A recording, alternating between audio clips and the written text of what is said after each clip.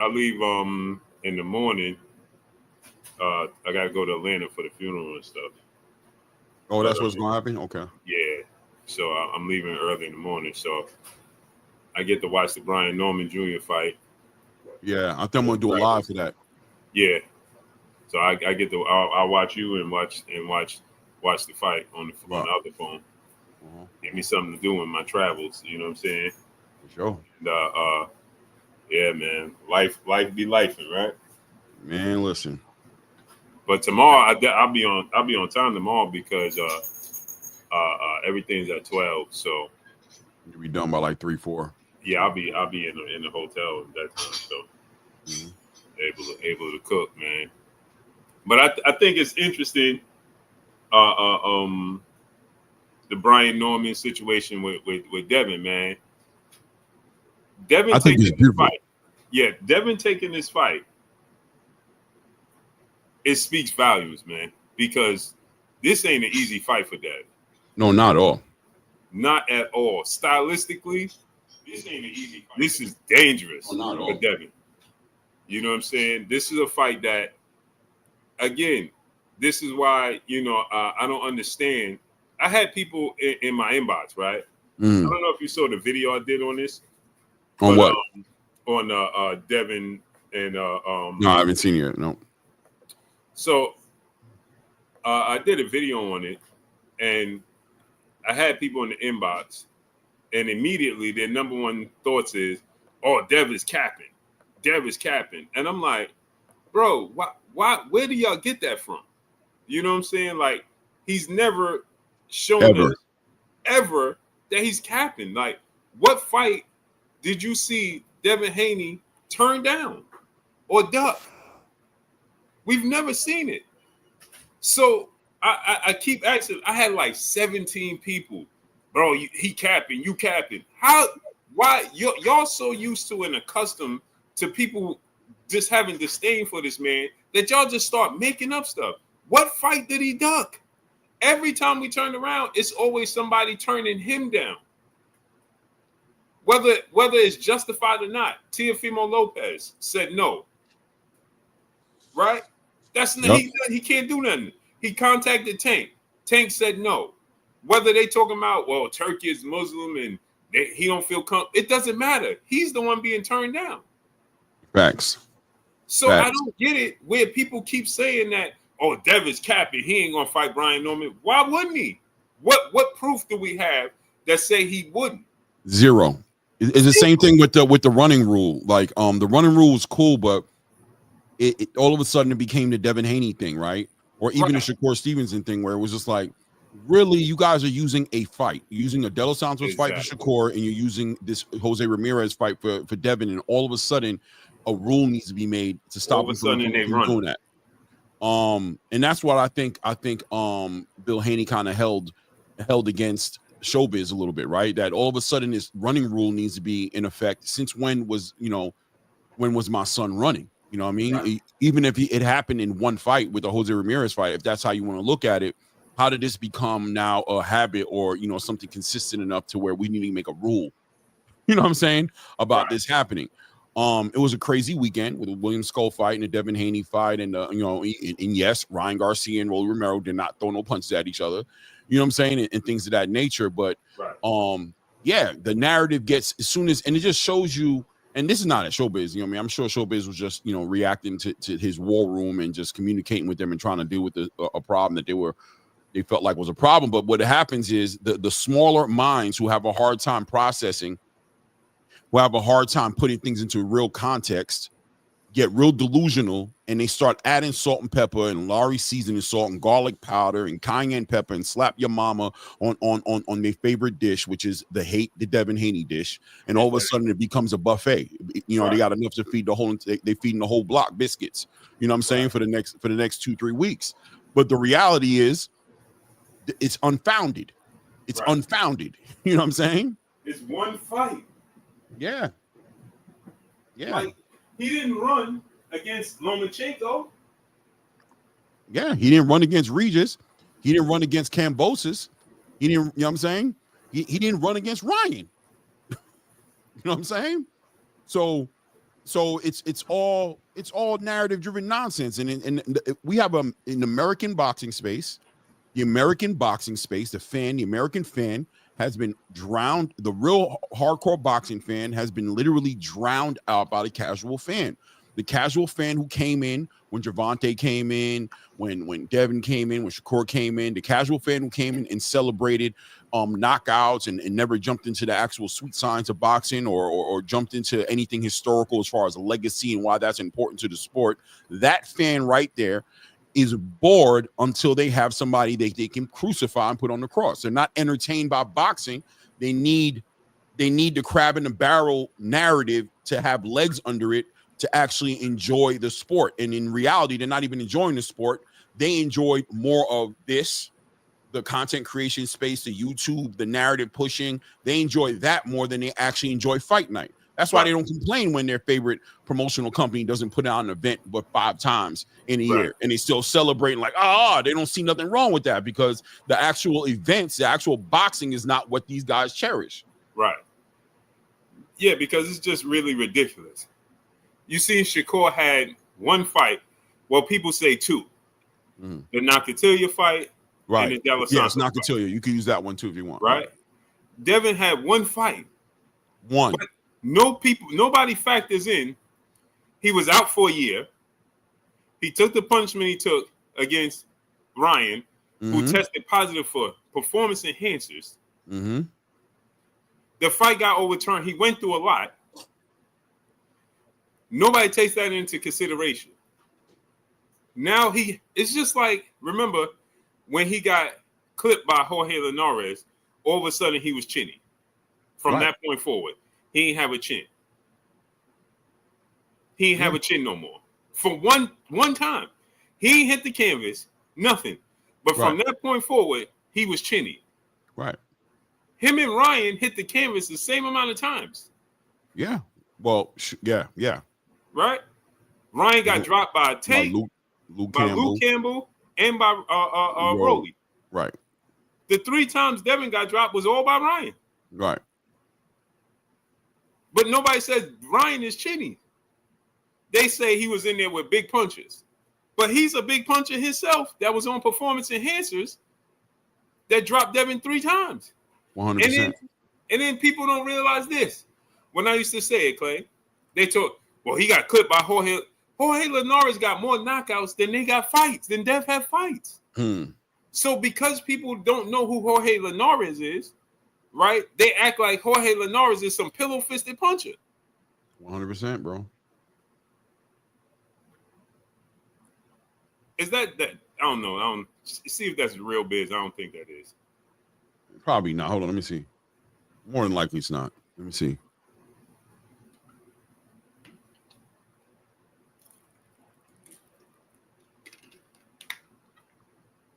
Maybe it is. I think it is. It's Biz? Biz, that's you, bro? I think that is Biz. I want to say it's Biz. Ash had the Black 2 Sugars. He got his I don't know. Because these dudes is very crafty these days, bro. I know. Oh, yeah. Trust me. I know.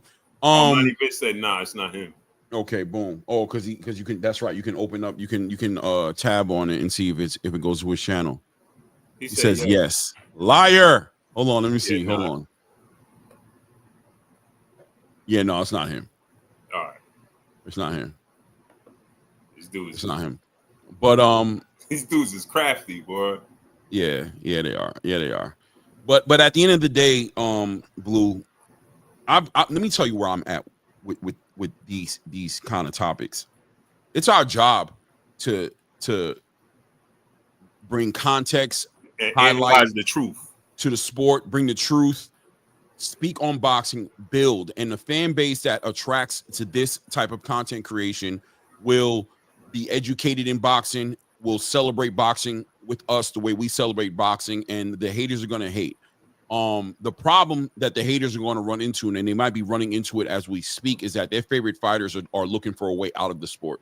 Their favorite fighters don't want to be part of this sport anymore, and that there's a new wave, a new energy that Turkey Al-Sheikh is a part of, not the only energy, but there's a wave of there's resources now to finance legacy boxing, legacy in the sports. So boxers are naturally your boxers like Abdullah Mason, and yes, even Keyshawn Davis, even though he got derailed a little bit, and even the Floyd Schofields and Andy Cruzes and the Ernesto Mercados and the Emiliano Vargases, and we can go down the list, right? The Carmel Motins, the Zaquin Moseses, the Devin Haneys, the fighters who are looking to get into the business and deal with it, and they want to be prize fighters, are going to naturally magnetize back towards the essence of the sport, which is the best fighting the best, legacy, accolades, these things, Ring Magazine awards, making it on that stage, getting recognized by their peers for achieving great things in the sport. They'll never get an award at a Ring Magazine for making the most money or for put most asses in seats. There'll never be an award for that. It's always going to be fighter of the year, knockout of the year, fight of the year. You know what I'm saying? Prospect of the year, a pound for pound fighter of the year. These are going to be the things that are going to be celebrated with this new energy that's coming back, an old school energy that's coming back to the sport. So it doesn't matter. They're going to fall behind in the race if they don't catch up to what's really popping, which is the best fighting the best, legacy fighting. And Devin Haney is checking those boxes. I said, and we got into a little small debate about it between me and you as far as the purpose and the reason behind Devin Haney fighting Ryan Garcia. But in my personal opinion, for half a moment, he left the legacy. He left it for that moment, and he got burnt. He got played. He had antics played on him by somebody who really didn't earn any kind of real they didn't earn a spot in the ring with him, with the kind of fighter he was, with the undisputed champion he was, with the two-weight class champion that he was, with the things that he accomplished. Ryan Garcia didn't do anything to earn that fight with Devin Haney. The only thing that got him in the ring with Devin Haney was an opportunity to sell a lot of pay-per-views, an opportunity to tap into a part of the market that was freezing him out for a minute, right? So he played in that water. He felt the burn of letting that dude play games with him, talk about child trafficking, talk about, calling him the devil, all the antics he was running, drinking, completely not promoting the fight. He got caught up with somebody who was all antics, Blue. That guy was all antics, and he got exposed with Rolly Romero, but now he's back on track. And why? Why do I know he's back on track? And I was waiting to see it because of the hit list. Because none of those fighters got anything to do with pay-per-view. None of those fighters on that list got anything to do with butts and seats. It came down to the best fights that were out there. The Brian Normans, yes, the Javante Tank Davises, the Teofimo Lopez's, the Shakur Stevenses, the honorable mentions for the Richardson Hitchens, the fights, the Jaron Boots Ennis's, whoever was on that list. I don't remember off the top of my head. Showed me that Devin Haney's back to what made it happen for him. T.O. at 1, Shakur at 2. I think Tank was 3. I can pull it up, 4. Actually. Boots is 4. I can definitely pull it up. I don't remember the rest. But you can tell by that list what the agenda is. And the agenda is we back to business. We back to championships. We back to beating people you don't think we can beat, jumping in the ring with people you think we're scared of. Oh yeah, we're back to keeping it 100.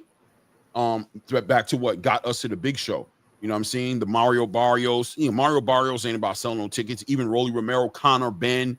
You know what I'm saying? These are great fights. And a lot of other boxers are doing the same damn thing. They're doing the same thing and they're moving the same way, and they know they have to move the same way. So it's all good. They're gonna stay behind with their mindset. It's all good. If Dev don't get Brian Norman fight, I want the Mario the winner Mario Conor Ben, yeah. That makes sense to me, right? Big fight. And Dev won't mind going to the UK. Why not? Let's do it in Wembley. Yeah. Let's get 50,000 plus people in the building. Yeah. Screaming out their mind for boxing. Yeah, that would be huge, bro. That would be huge. That would be huge. But let's get to this topic at hand. You see it. Jaron. Oh yeah, man. I'm so proud of that brother. You see, I've been proud of that brother. Been proud of him. That shirt is fire. Yeah, so we already knew this. we were saying this, and so here's the thing. I'm gonna go to Philly because I got ask Boots. How you mad at me and you just, you know what I'm saying? Like, oh, you're telling on him, right? You're telling his opponents on him. You're telling the boxing space on him. You're giving you're highlighting a chink in his armor right now, right? Because and I think that interview was a great interview, and I think we all knew that. But when what we do, Blue, doesn't always align, and that's what I think the showbiz and the Bill Haney interaction today really highlighted. From a content creation space, I really was understanding and supporting what showbiz was saying. What he was saying was real truth. You know what I mean? I'm not your personal promoter, bro. I'm not here to only highlight. I'm here to tell it the way I see it. And at times it's not going to look or sound the way you want it to sound. You want perspective to get put on it. You decided to go into the game plan with your son to get inside the ring and perform a certain way because you had your own personal reasons behind it. You wanted your son to get his confidence back. You wanted him to know that if he doesn't want to get hit, he won't get hit. You wanted to do all these things that you spoke about. But the boxing space, the fans of boxing didn't enjoy the performance. Right. Now, as comfortable as you are in the reasoning behind what you did, you should also be comfortable with the pushback and smile at the pushback and say, yeah, I know. But this had nothing to do with you. This was something that was good for my son. This was good for my fighter. This is something I did and I put on the table, and the strategy I put out there was to benefit my fighter. He doesn't do this all the time. You want to sit here and act like he does it all the time. I know he doesn't do it all the time. Real boxing fans know he doesn't do it all the time. But yeah, we took an opportunity and we gave a lot of respect to Robert Garcia and his ability to train his fighter and prepare a game plan to deal with Devin Haney's strengths. And we wanted to give Jose Ramirez a complete different look at what he thought it was going to be. Right. And it worked. We dominated. We won 10 at least, if not all 12 rounds that we fought that fighter in, and we're on to the next one. But showbiz was right to say, yeah, but at the end of the day, boo. As a fan, what do you want me to say? As a fan, I'm gonna let you know. Right. You can't be mad at that. It is what it is. You can tell us it's a game plan, right? But you can't be mad at the people don't like the results. Who didn't like the fight. They just didn't like the fight. Not to say that Devin always does that. He never does that. But this fight, we don't like. And with Jaron Ennis, he can be upset at you and say that you're telling everybody he's having a hard time making the weight, and you're telling everybody he needs to move to 154 and all these different things. He could be mad. He could be upset at that because he doesn't want people to know that about him. He considers you a credible source of information in the boxing space. If you're saying that it can hold weight and legs with another fighter who might want to now test his conditioning all of a sudden, turn the fight up, make it more difficult for him than if he had the like a concealed weapon, right? Like it's one, you're gonna approach me different if you don't know I got the hammer on me than if I got it outside and you see the hammer on me. You kind of making it difficult for me, bro. You know what I'm saying? But it is what it is. We all doing our jobs. You're doing your job and he's doing his job. These fighters and these promoters and these managers have to understand that that's what it is, and don't just sit there and because when you're celebrating him, there's not going to be any issues, right? It is what it is. Right. Yeah, I we knew it was coming, right? I'm just surprised. There's two things that bother me about it, right? One is, why did you have Eddie Hearn contact Brian Norman less a month ago? I want to speak on that. Go ahead, y'all. Right, to sign the contract when you knew medically you couldn't stick around no more. So had Brian Norman signed the contract. Now, it's two things about it, right, that I feel about it. It's two things. One, you could look at it from this standpoint. Was you capping? Right? Or two, because you knew it was a medical issue, you knew you needed more time. So you wanted him to agree right now so you could begin your camp, the process of the cutting process, away. Right, of from now. So you have the whole summer. That's why Eddie Hearn said October, November.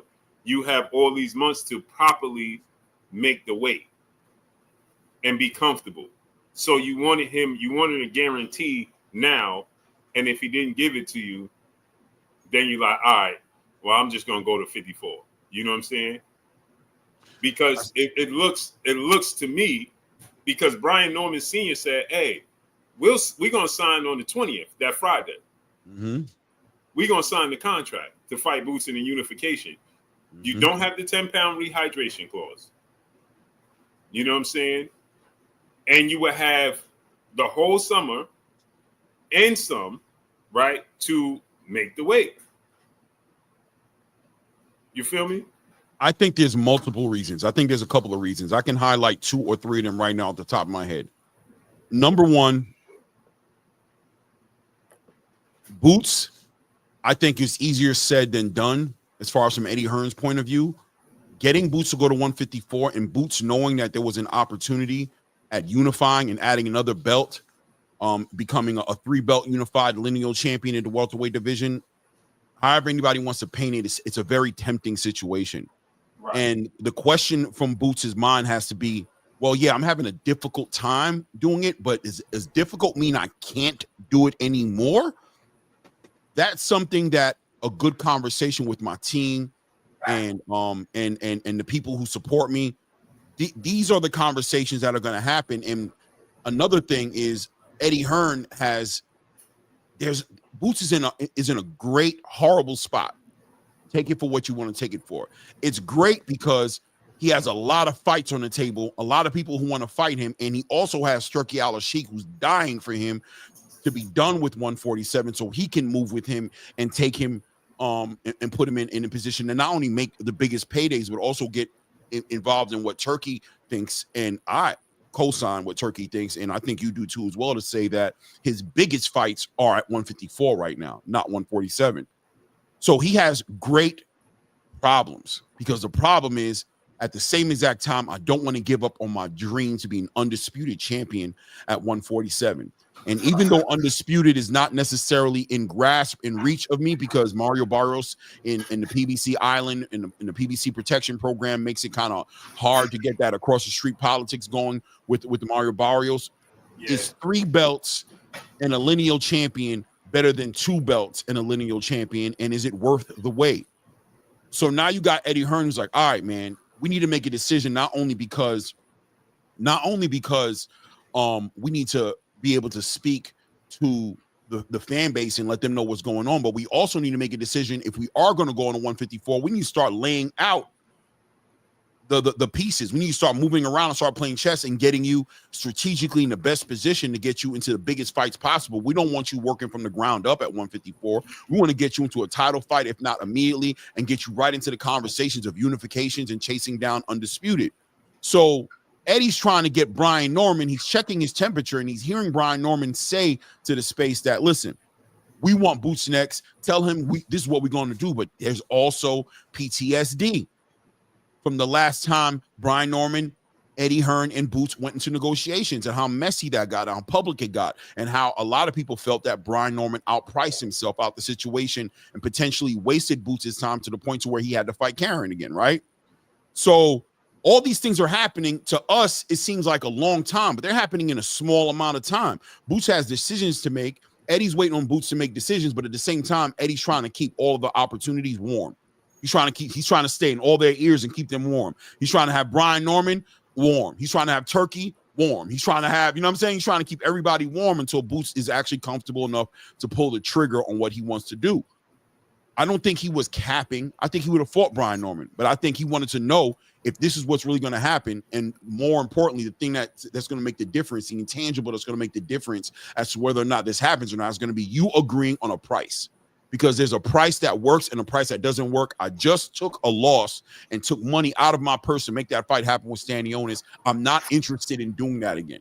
So if we're going to do this, you're going to respect me on my A-side privileges. You're going to respect me as a HNIC in the situation, as a unified lineal champion in the situation, or you're going to approach me and try to tell me how I need you just as much as you need me, and that you have value now and you want even more money in yesterday's price and today's price. We're going to walk away from that. I'll go back to Shakur Stevenson and Devin Haney, right? Just to say, Devin, y'all check and see if that's really Shakur Stevenson. No, it ain't.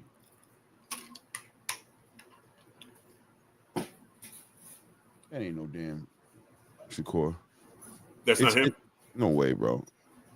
Let me see. Go to channel. No, it's not him. It's not him.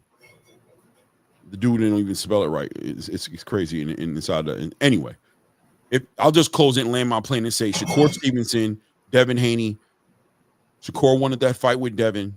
Devin was like, I'm on my way out of the division. I know I'm on my way out of the division, but you talking crazy. And this is a fight that could be lucrative for me. Let's make it worth my while. I want to leave, but let me get the bag. I'm going to give you the opportunity. You're going to take the low bag, but you're going to get the opportunity to become an undisputed champion because I'm leaving the division. Take it or leave it. As soon as Shakur Stevenson hit the purse bid conversation, Devin Haney bounced out and fought Regis Prograis. Jaron is kind of in the same situation where it's just like, I'm going to give Brian Norman, send out a kite out there. Let's make it happen. If you're serious, let's agree to the terms and conditions, the money part right now, and we can get it going. Oh, no, you got to wait on me because we got to negotiate this in the right way. Then I'm straight, bro. I wash my hands. I'm straight, bro. Mm-hmm. I'm going to 154. I'm not capping. I'm just ready to go. I'm ready to go. You know what I'm saying? But I'll make this fight happen because you was talking crazy, spicy about this fight and what you could do to me. But I'm not going to stay here and play the game of kissing your behind. You know what I'm saying? To make this fight happen. You come up to 154 if you want to find me. How about that? Yo, Clay, you know what it reminded me of? And I was hoping he'd take the fight. It reminded me a lot of Jamal Charlo J-Rock. Yes.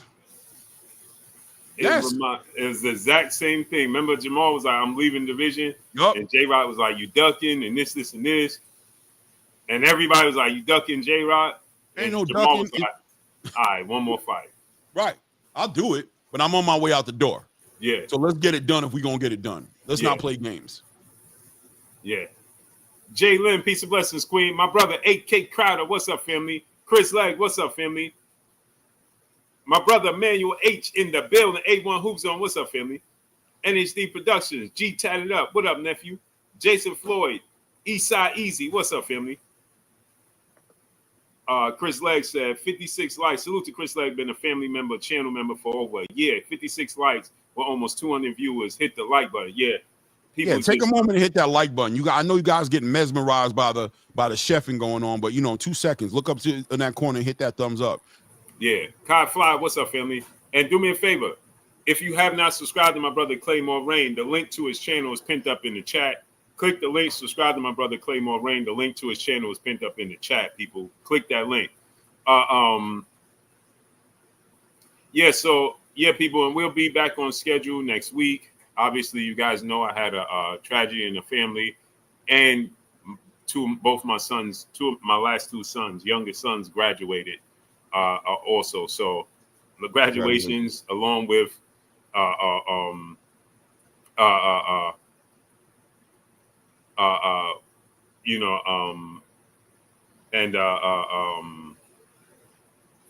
then the situation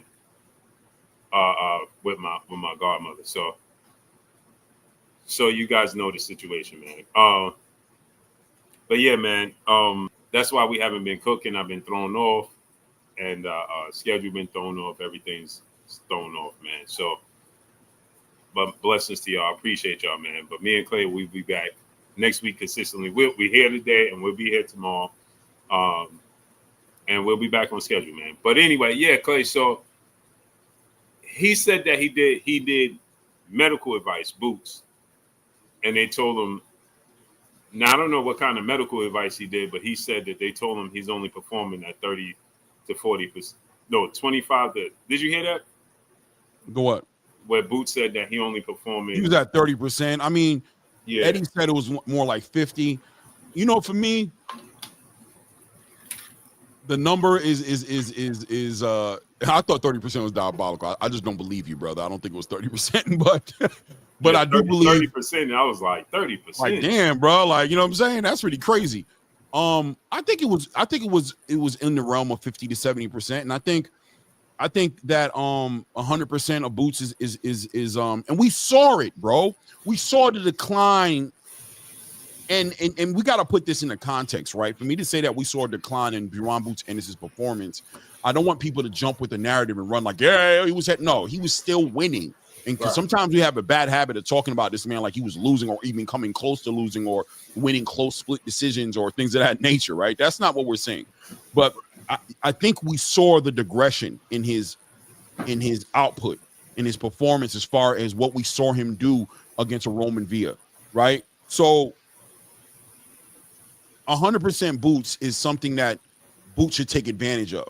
And what's the price of undisputed and unifying a bunch of belts in the division if the price is your health, which is already on the line, even if you had 100% getting punched on? Why put yourself in that position to be fighting at 50%? And especially going in, as the fighters get more dangerous now that you're looking to fight champions. You're not fighting, contenders, and you're fighting champions. You're fighting the best of the best.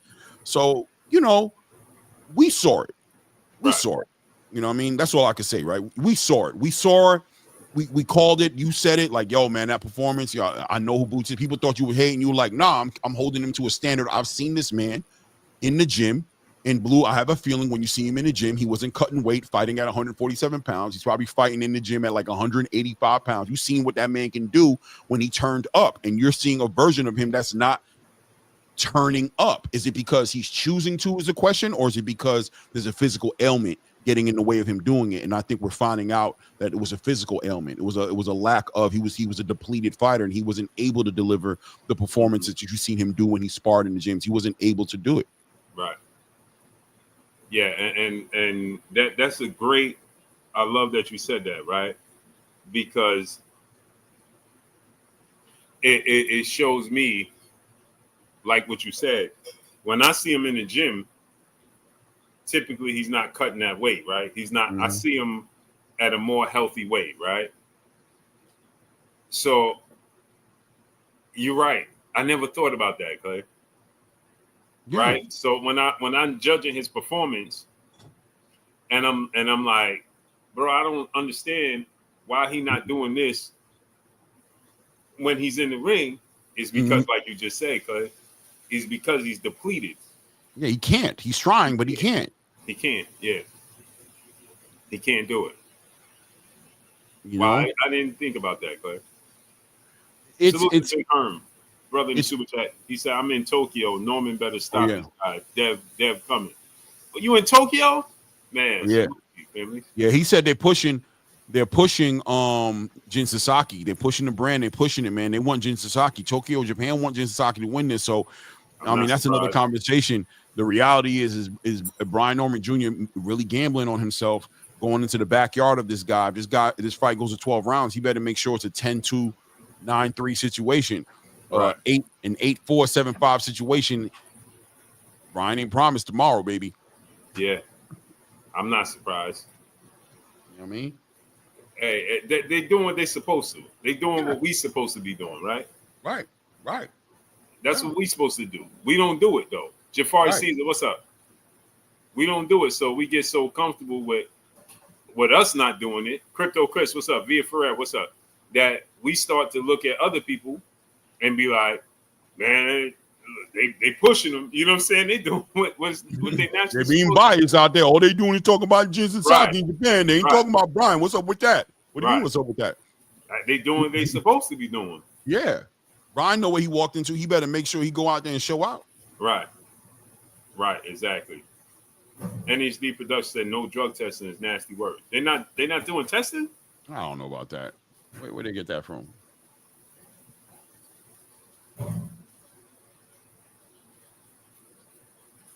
I don't know. Where do we have facts to back that up at? Where?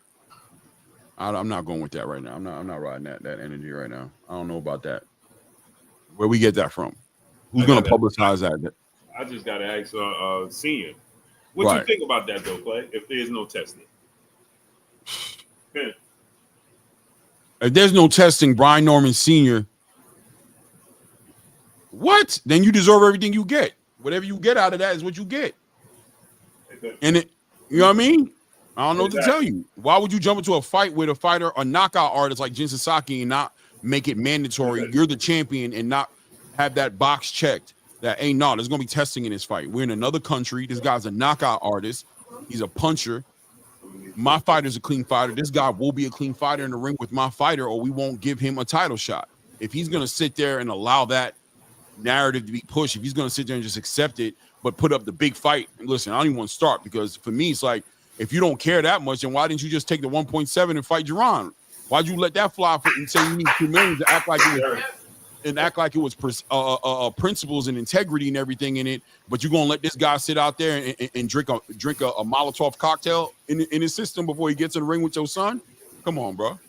What we talking about? Yeah, that's diabolical. You gonna let this dude spike his Kool-Aid before he jump in the ring with you? And he like 21 wins and like what is he like 26 wins, 21 knockouts? Like, yeah, you gonna let that guy do what he wants? So Jin Sasaki is what is he? 19-1-1 with 17 knockouts? Yeah, something like that, exactly. Yeah. Yeah, that's peace, blessing the queen, Miss Dopamine and Euphoria. Blessings, queen. You know what I'm saying? Man. You let that dude put something in. You damn right, a Molotov cocktail. You let that dude, get spicy and be ready to go Hiroshima on your behind in that ring and don't get him tested. I don't want to hear no complaining later, bro. I don't want to hear no complaining. That would be diabolical. And you the champion? Yeah. You already doing him the favor and fighting him in his own backyard. You're not gonna make sure the testing is there? Yeah. Yeah, I just can't see that, Clay. I just can't see that. I don't know. Hey man, I gotta hit him seeing. That would be diabolical. It is what it is. You know what I mean? Back up that talk. Keep that same energy across the board. You know what I mean? The same energy you kept with Jaron in business, and he ain't better than you, and you got a belt and he got a belt and all that stuff. Keep that same energy when you go over there to Japan. Don't let those dudes fool you and convince you that testing is not needed or you know what I mean? Hey, if you feel like using some steroids, we will let you use it too. Like, nah, bro. Nah, this is how we doing it. I'm the champion. Boom, boom, back. We're gonna do this the right way. My fight is a clean fighter. You come over here to give your fighter a chance. We're gonna make sure my fighter has an even playing field to fight on, and we done with this. We don't need to keep playing this game with y'all. Yeah, that would be absolutely diabolical. I can't see that, but yeah, I see what you're saying. See, cool saying Brian Norman is the B-side in Japan. Jin is a superstar in Japan. He yes, when it comes to the fight selling, yes, but Brian Norman has a leverage because Jin Sasaki came to America and wrote a letter in English and gracefully. He did. He went all the way out for it. Yep, bowed to that man and said, please, I respect you. You're the greatest champion in the world. He's giving Jin Sasaki an opportunity. And Jin Sasaki knows it. And he should be able to leverage that enough to make sure that we got testing going on. Right. Come on, bro. You know what I mean? Ain't no way. Leverage that enough. Ain't no way. He don't got. Ain't no way. There ain't no testing. I think senior too smart for that, Clay. Senior too smart for that, Clay. That's he gives me smart vibes. But if he lets this go, he fought himself. He fought himself. Yeah, he gives me smart vibes. But if he lets this slide and there is no testing, then looks can clearly be deceiving. Yeah, that would be diabolical, bro. Looks could clearly be deceiving. You know what I'm saying? What you think about? I'm glad we on that. What you think about? What's his name? Terrence Crawford getting tested. They showed up, but how come we don't never hear or see Canelo say anything about getting tested? Well, I'm going to leave that up to Terrence Crawford and his team and the management to make sure that they're following up the same way David Benavidez stayed on David Morrell's top. You know what I mean? He just letting him know that wasn't going to slide. Canelo Alvarez is the face of boxing. He's a different animal, and I'm sure he can keep things under covers and more secretive. This man now is in the mountains somewhere in some high altitude in the cold, in the snow, sitting out and doing cold baths outside in the snow. He's very confidential when it comes to the way he's handling his camp.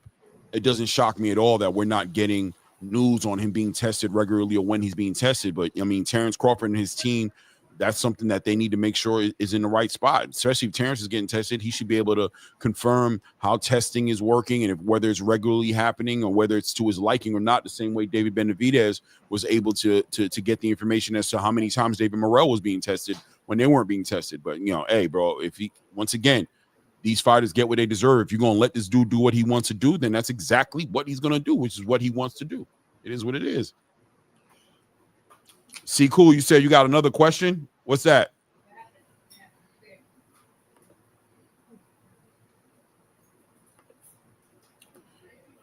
I'm typing Nico it out. Jamal, what's up? He said Chat GPT says no testing for the fight was announced. I don't understand that. What do you mean announced? I've never heard that. Have you ever heard of no testing announced? I don't know. Why would they announce that? I don't understand. Let's get the likes up, people. We low. We low on the likes. That man is going to be in clenbuterol heaven. Oh yeah, bro. that ice bath is going to be a clenbuterol bath. You know what I'm saying? He got his tubes in his water. He's sitting in a tub of clenbuterol. Hey, Eddie, can you bring me my steak? I want to have my steak while I'm soaking in my clenbuterol tub. Eat my steak in the tub. He's sitting out there eating a steak in a clenbuterol tub. Yo, Southwest Dice, YG Knight. What's up, Philly? Bro, that's diabolical, bro. Sakari San Francisco, what's up? I'm like, bro, we should know if there's anybody and any team right that should be announcing it to clear their name should be Canelo and his team. Mm-hmm. Yeah. You see what I'm saying? Especially on the back end of what just happened with Jaime Munguia, you know what I'm saying? Coming out and just, just pay attention, obviously. You know what I mean? Clay, there's no way Jaime knew about it. Jaime was like, you said it was Tang.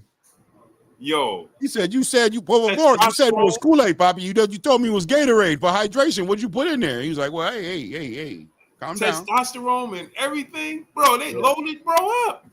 But bro still was not able to get the knockout, which is crazy. C Cool says the complaining about no running, mainly the Coon Squad, but they not making a big fuse about PD. What's your thought? Bill Haney confronted Biz on that.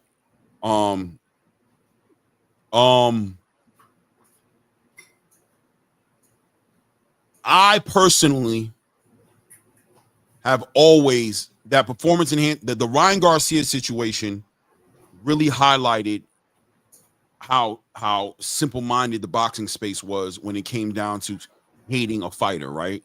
Yeah, that they would sit there and celebrate and prop this guy up in a way to where none of his antics was talked about.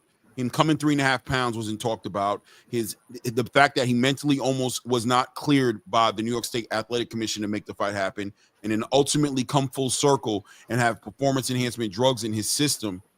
For that not to be a complete travesty to people who say they really love this sport and not want to get that the hell out of this sport and want to make excuses for him and help him with his story about tainted supplements and things of that nature, even though it was so inconsistent as to those supplements that were sent out to be tested in a batch that was tested according to that lot number. None of those other supplements were tainted. Just that one supplement that had, that he taped up and sent in.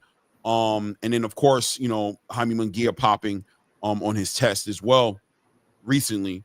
That should be something that people who really love the sport and who want to see the sport jump into a more structured space would report on that more regularly than try to make running the biggest problem in boxing based off of a bad weekend in the sport. How do I feel about it? I feel that if the boxing space wasn't thirsty for it, content creators wouldn't feel obligated to speak on it that way. And I can't fault a content creator who's feeding the algorithm, trying to make money off this, paying their bills, tapping into the algorithm and deciding to choose that as far as data is concerned, as far as views are concerned, as far as analytics are concerned, versus standing on something that clearly the boxing fans in the space don't want to hear. They don't want to hear. Y'all pack out the room when they talking about Devin Haney ain't ish, and that, you know what I mean, he can't keep the left, he can't keep the right hand up, and he's running around in the ring. Y'all show up 500, 1,000 deep to hear that narrative get pushed. But as soon as people talking about performance enhancement drugs being diabolical and this and that, y'all don't show up for that. Y'all don't hit the video. Shout out to the content creator who said, "Don't tell me not to talk about Devin Haney and Tank Davis. When I talk about other boxers in fights, y'all don't hit the likes. Y'all don't watch the videos. So y'all want me to talk about that. Y'all start putting more likes under those videos. Y'all start showing more support when I put out content like that. Other than that, don't come in here telling me what to talk about when you guys ain't supporting it. I'm not here for my own, you know what I'm saying? Just to be here. I'm here with purpose." Right. No, NHD Productions, we're not blaming the fans. Happy Valley Farm, what's up? What he's saying is, the general, 7A Sports said this before. Y'all want me to talk about the entire landscape of boxing, but you don't show up when I talk about the entire landscape of boxing, right? So what he's saying is, this is people's jobs at the end of the day. To give you an example, you watch Superman. I was just watching Superman earlier, right? Mm. And he said to the news reporter, the boss, Phantom Flight 101, what's up? He's the Cardenas, what's up? She said to him, "Hey, I got this story about X, Y, and Z." And he said, "I don't want to hear about the story about X, Y, and Z. I want the story about Superman and crime. That's what sells." And she said, "But this is interesting," and so on and so forth. He said, "I know it's interesting, but people don't want to buy it." Mm-hmm. And I'm in the business of selling. This is my job. I got to make money. So I want to know about Superman and the crimes. Lotto Soldier, what's up? So that's what Clay is saying. Now, obviously, you have some people pushing a narrative and an agenda. Facts. That's different, right? Then people talk about the obvious. It's like a brother came, "Man, here you go talking about Tank every day again." Well, Tank is back in the headlines, and he's a big deal in the sport of boxing. I'm supposed to talk about Tank Davis right now, because Tank Davis is in the headlines and he's making statements because his fight is going to get announced. So he's starting to resurface. Mm-hmm. And he's saying things that I don't see anybody else talking about, but he's telling you he lacked confidence, or he's trying to build his confidence back up, or he's trying to convince himself, however you choose to look at it. You know what I'm saying? But why wouldn't I tell you about that? Ignore that. Now, me and Clay are not in the business of doing that, right? We do it the quote-unquote honest way, right? Yeah, unfortunately, right? Right. Right. So, K Muller, what's up?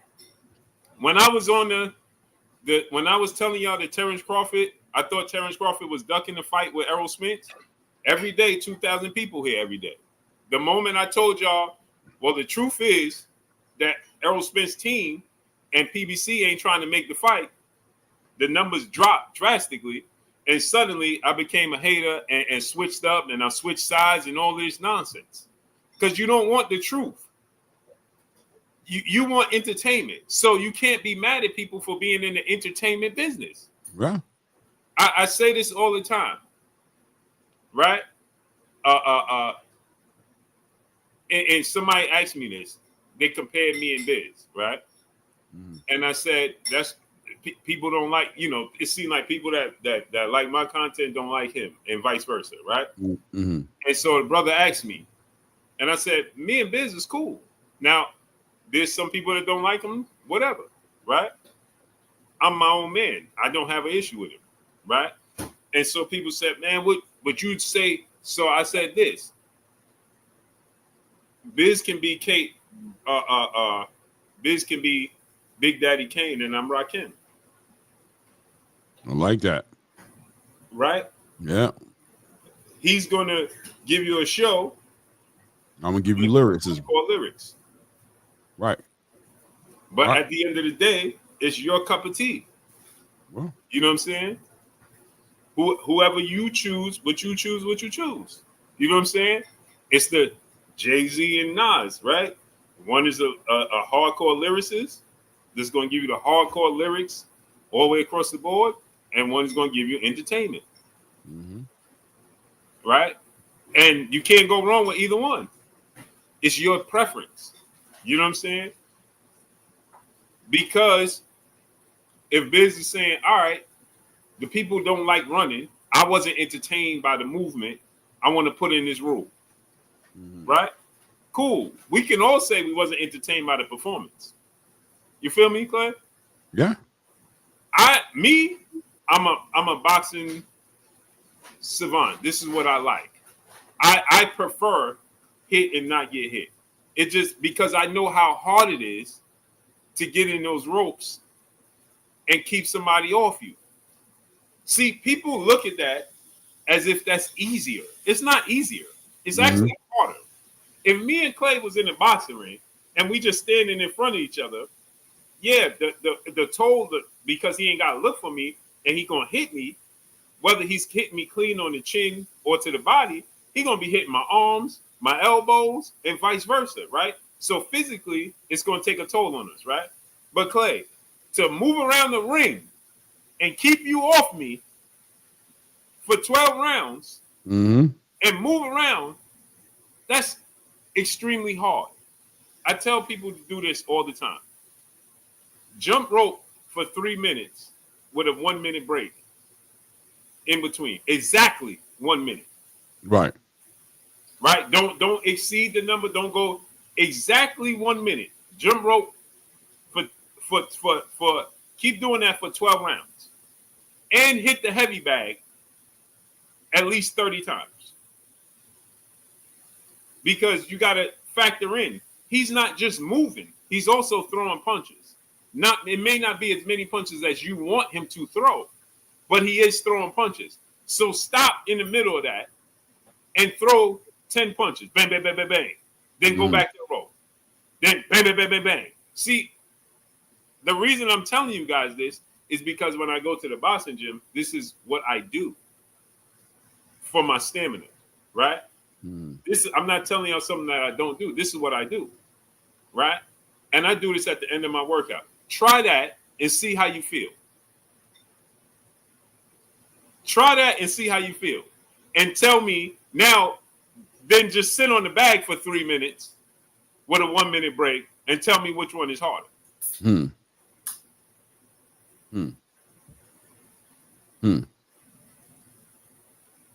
Yeah. Tell me which one is harder. Yeah. Yeah. I guarantee you, by the third go round, you're gonna lose track of time if somebody else ain't with you. You're gonna be gasping for air. You're gonna go over that minute mark. I promise you. See, what I do is I set up my phones, multiple phones, with a stopwatch, right?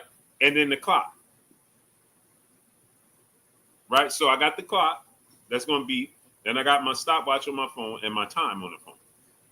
So once I hit a certain time, hit the heavy bag, bang, bang, bang, bang, bang. In a circle. I don't just stand there. I'm not stationary, right? I hit it, I move in a circle, bang, bang, bang, bang, bang. Then I get right back to my jump rope. Right? That's equivalent to throwing 30 punches in a round and moving around the ring and then taking a 1 minute break. Yeah. Try that. And then try 3 minutes hitting the bag with 1 minute rest. Right. Right. You're gonna be gasping. It's completely different. Your legs is gonna be noodles. By the fourth go round, your legs gonna be noodles. And you gotta factor in on top of that, your gloves fill up with water with the sweat. So that cushion, that's like putting for people that have not boxed. Yeah, sponges. Water in your pillow. It's gonna start to swell and get heavy. Yep.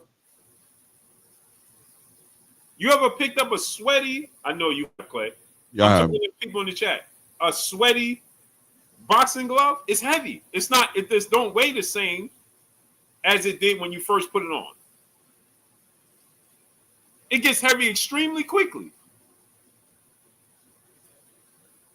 Mm-hmm. Y'all got to take those things into consideration. So when you say, "Oh, he was just running," factor in how hard it is to do that. And then what I'm telling you is, on top of this little session that I be doing, ain't nobody chasing me either, Clay.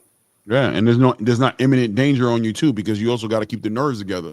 Right. There's no mental pressure. Ain't Mm-hmm. nobody. And you go and get hit. Devin did get hit. Mm-hmm. So factor in somebody hitting you on top of that. Y'all got to start, before y'all be quick to talk about, hey, man, this dude was just running. Put that into perspective. What was your thoughts on that, Clay? As far as Devin running, Yeah. I mean, look, the performance was a performance that the boxing space didn't embrace, man. It is what it is. Big money, big event, big promotion, big marketing, sold to be must see boxing, and it didn't meet that. It didn't stand well. It didn't age well in comparison to the way it was sold. I'm okay with the criticism that the performance got. I am. I'm okay with it, but I'm also not somebody who's going to I'm not somebody who I'm not going to overkill it. You know what I mean? Even with the Keyshawn Davis situation and what happened, I'm not here for the overkill. He's a young guy, man. He played himself. He made a lot of bad decisions. He ruined his opportunity. He has a lot to deal with. I'm not going to sit here and turn this into a whole entire. I'm crushing him per se. I'm going to highlight, speak on, and move on. Devin Haney cannot perform like that again. I said that the day after. He can't do that again. He had a year layoff. He was dealing with the PTSD from what happened in Ryan Garcia fight. He gets the grace of a fan like me who understands what that performance was for, and that it was more personal than anything. Bill Haney's confirmed it as well. That was the reason behind it. I'm okay with that. But I think at the end of the day, the way Devin Haney performs regularly does not match what happened in that ring that night. So this is not a consistent issue with Devin Haney. This is not something I felt like needed the attention of. We need to make a rule for it when we know that's not the way he fights. But I understand the fans who didn't appreciate the performance. I get it. I get it. But I think, there's a lot of OD going on, but I think people hate Devin. The people who hate Devin were going to use this opportunity to do what they did. And people who hate Devin and they hit Turkey. So the combination, it was going to be, you know what I mean? Between the hate for Turkey and what he's doing and the hate for Devin Haney, this was never going to slide. And you know what, Clay? I'm glad, it's so much that we haven't discussed. Mm-hmm. But with the whole no running, I want to say this. When they shrunk the ring, right? And salute to Jarrell Freeman. He said, Blue, you and Clay get that virtual boxing. You can go 12 3-minute rounds. I'll be dying and I'm not even getting hit for real. I was looking for that game. I think I found it. I'm going to download it, but I felt like I had an issue. There was an issue with me. I don't know. I found it on my. Yeah, don't you have to use like a? Yeah, you got to use the Oculus. Right? Yeah, the Oculus. Yeah, which What's I it have. called? The Oculus. Oculus. Okay. Yeah, it was like about $500, $300 to $500, something like that. I don't know. It's $500. Something like that. I got one. I've had one for a while now. I don't even use it. I've had my Oculus for about a good 4 years now. And I'm telling you, I played that thing all about 12 times in the 4 years I've had it. Pop Shop Talk, brother in Super Chat, dropping that Cinco on us in Super Chat. He said, big ups, fam. No matter how you explain it, a hater has no understanding and don't care to hear reasoning. They'll choose to say outlandish foolishness. And that goes back to what Clay was just saying. That no matter how much truth we tell you, you're going to choose the opposite. So why? So everybody, me and Clay would choose to say, okay, we still going to stay in the lines of keeping it hardcore, right? If that's the thing. But we can't blame somebody who says, man, this is my paycheck. I'm going to play to the crowd. Yeah. Right? You don't want to hear the truth. People don't want to hear the truth. That's the truth. People don't want to hear the truth. Yeah. They want to hear, hence the reason I always said, people like to live in fantasy land where elephants fly and they'd much rather live there with narratives, with false narratives, that it gives them something to do. That's what it does. It gives them something to do other than the truth. The truth. Once you tell the truth once, Clay, it's nothing else to see here. That's it. But a lie can stretch. It allows us to have movies like John Wick, right? Mm-hmm.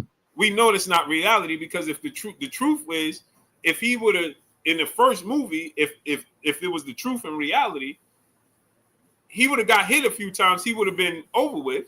Mm-hmm. He would have expired, right? And there is no 1, 2, 3, 4, and 5. You can't stretch it, right, Claire? It was a great movie, man. It's a great movie. But I like to think that a badass, I don't know, a badass, you know what I mean?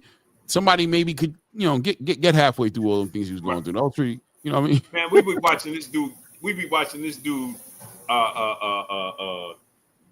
Off a complete town. You know what I'm saying? He'd go through a building, floor to floor to floor to floor to floor to floor, bro. Bro, the last one, me and my son and his wife, we went, and when he fell off the building and bounced, boom, boom, boom, boom, and got hit by the car, boom.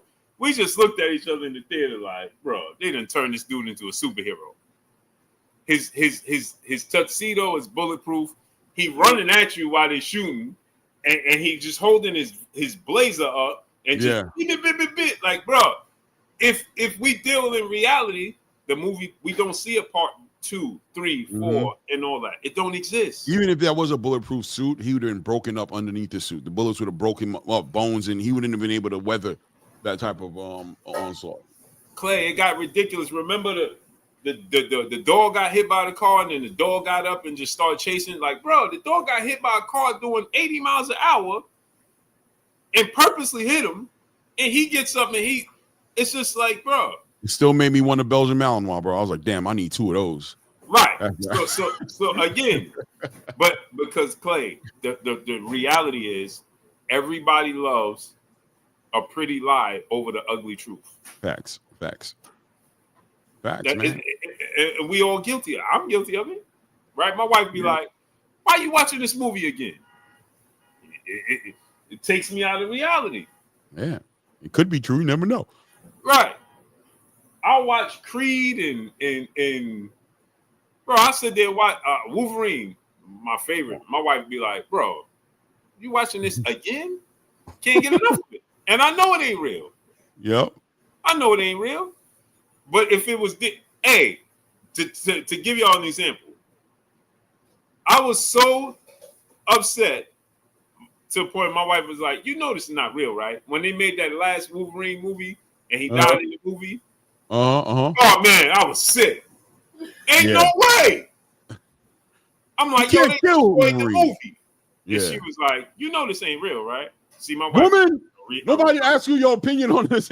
Yeah, she don't like to live in fantasy land. She lives in reality. So movies like that, she just be like, "Really?" You know, she has a hard time even understanding why am I watching it. She just don't grasp it. So, but for me, you know what I'm saying? It's like, bro, I want to see this. You know what I'm saying? I'm entertained. Are you not entertained?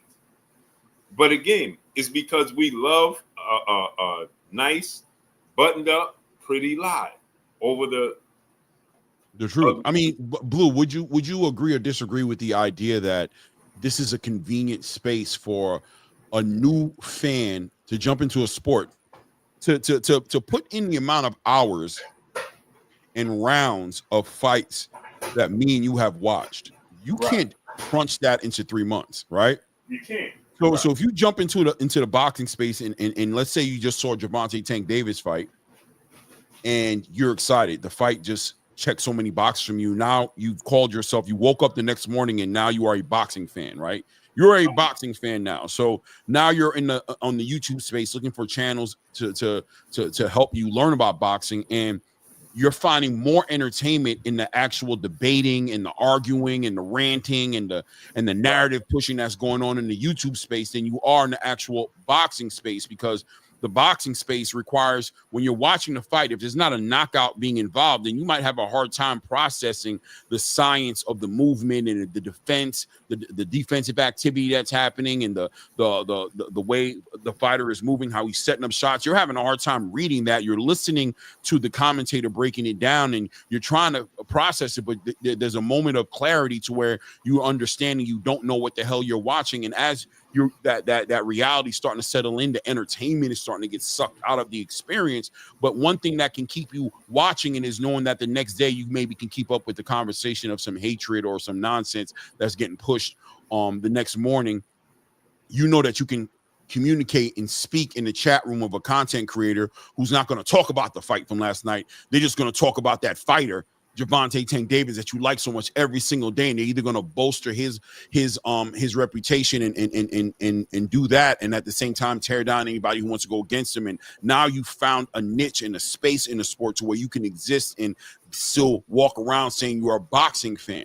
So the reality is you are way more entertained and you're way more enamored. You're way more a fan of a content creator and the narrative being pushed and the way they're able to speak to the things you feel about a certain fighter. But the sport itself, you're really not that interested in the actual sport.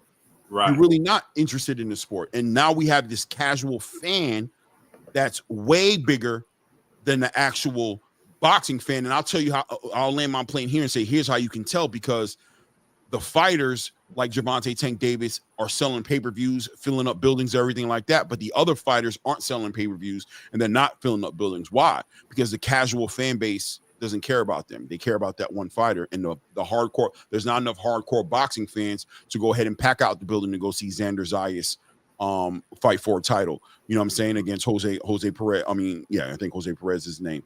Or you know, go see, you know, Abdullah Mason, you know what I'm saying, go fight for a title against Sam Noakes. Or, you know, we're not going to see there's not enough hardcore fans to fill up that demand.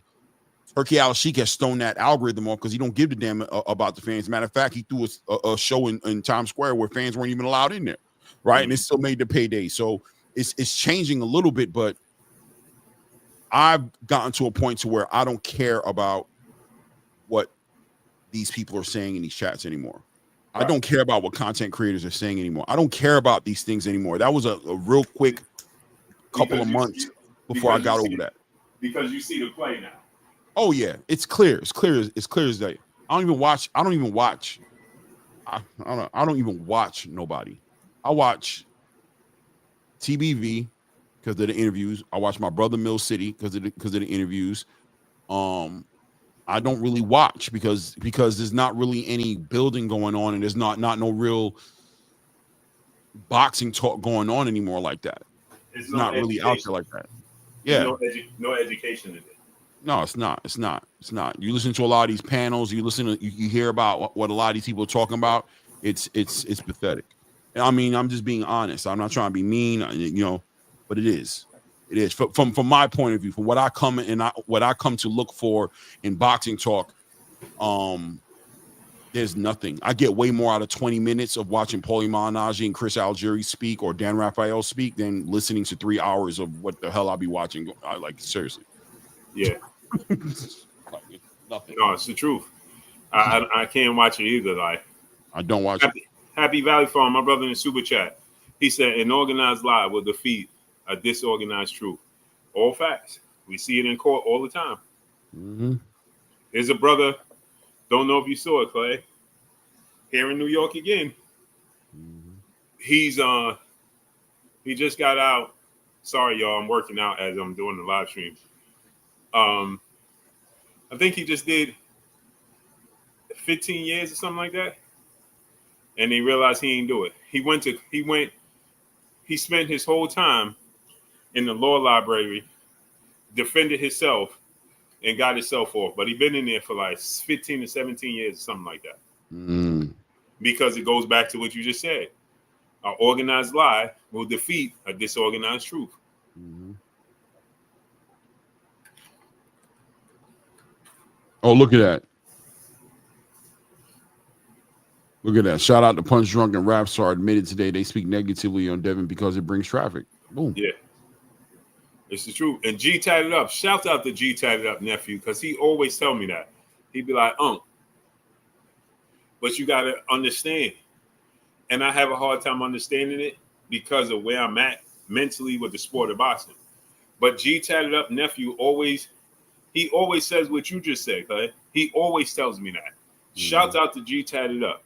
He always says, but you got to keep in mind, these people are just getting in the sport and they fans of Tank because he brings excitement. So you can't expect them to be anything but loyal to him. Mm-hmm. He's just somebody who's willing to learn. And I respect that, G tatted up. Salute to you, nephew. He always tells me that, right? I'm just somebody that's willing to learn, but I got in it because of X, Y, and Z. Right. You know what I'm saying? And now I come. So I like what G tatted up nephew does because he don't stick to one. He'll come here. Let me get this type of education. Let me get that. This information. Let me get this information. And then he tries to compare the two. You know what I'm saying? Because he's now in 20 years, he's going to be sitting where we are and going to be like, hold on, man. And it'll be the new people that come into the sport and going to be like, nah, it's this thing. He's going to be like, bro, you understand what I'm saying? He's going to see the frustration. You know what I mean?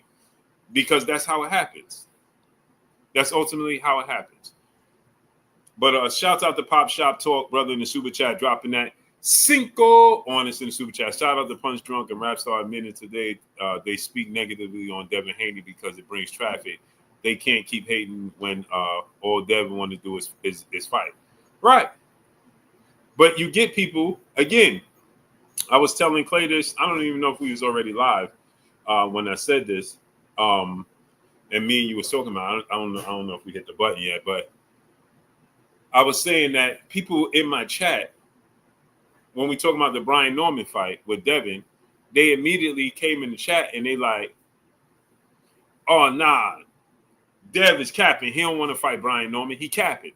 And I'm like, when did you see him capping?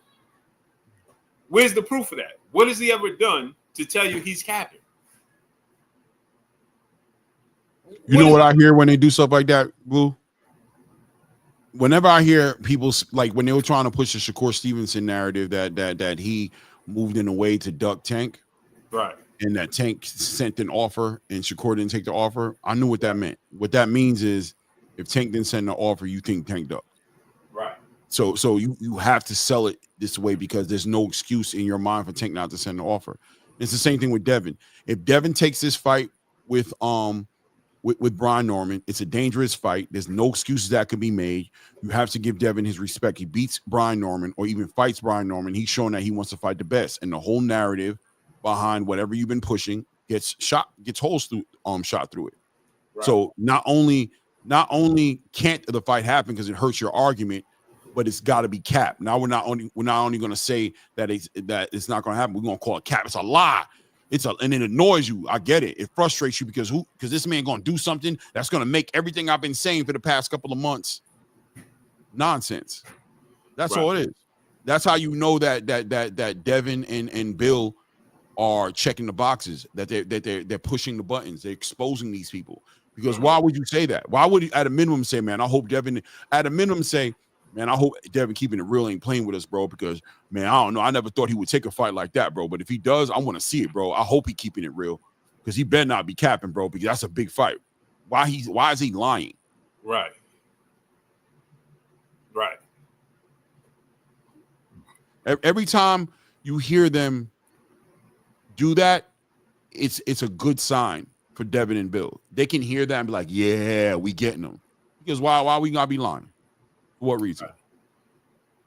It's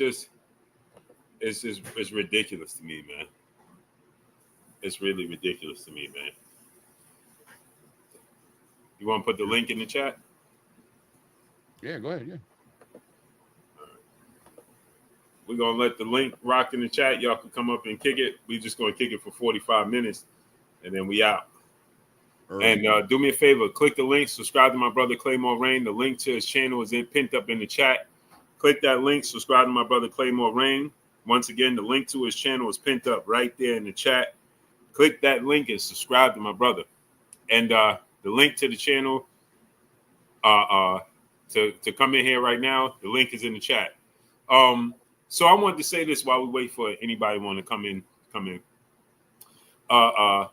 Malaya Rose, peace and blessings. So Devin can't see a flaw in the game he knows he can take advantage of. I don't even know what that means, Malaya. TR, what's up?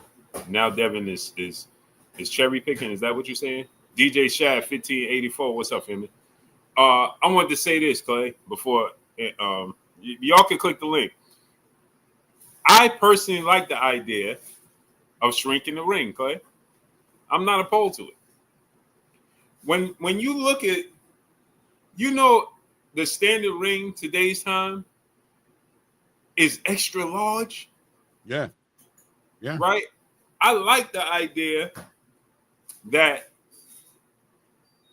now I don't know, 18 by 18 may be a bit small. You know what I'm saying? I'll take 20 by 20, whatever. You know what I'm saying? Hey man, make it 19 by 19. You know what I'm saying? I don't care, but I don't mind adjustments being made to give the fans more engagement. I don't think it's nothing absurd. I don't think 18 feet is absurd. I'm okay with it. Right. And parts of it, I know there'll be more engagement because of it. And I win as a fan.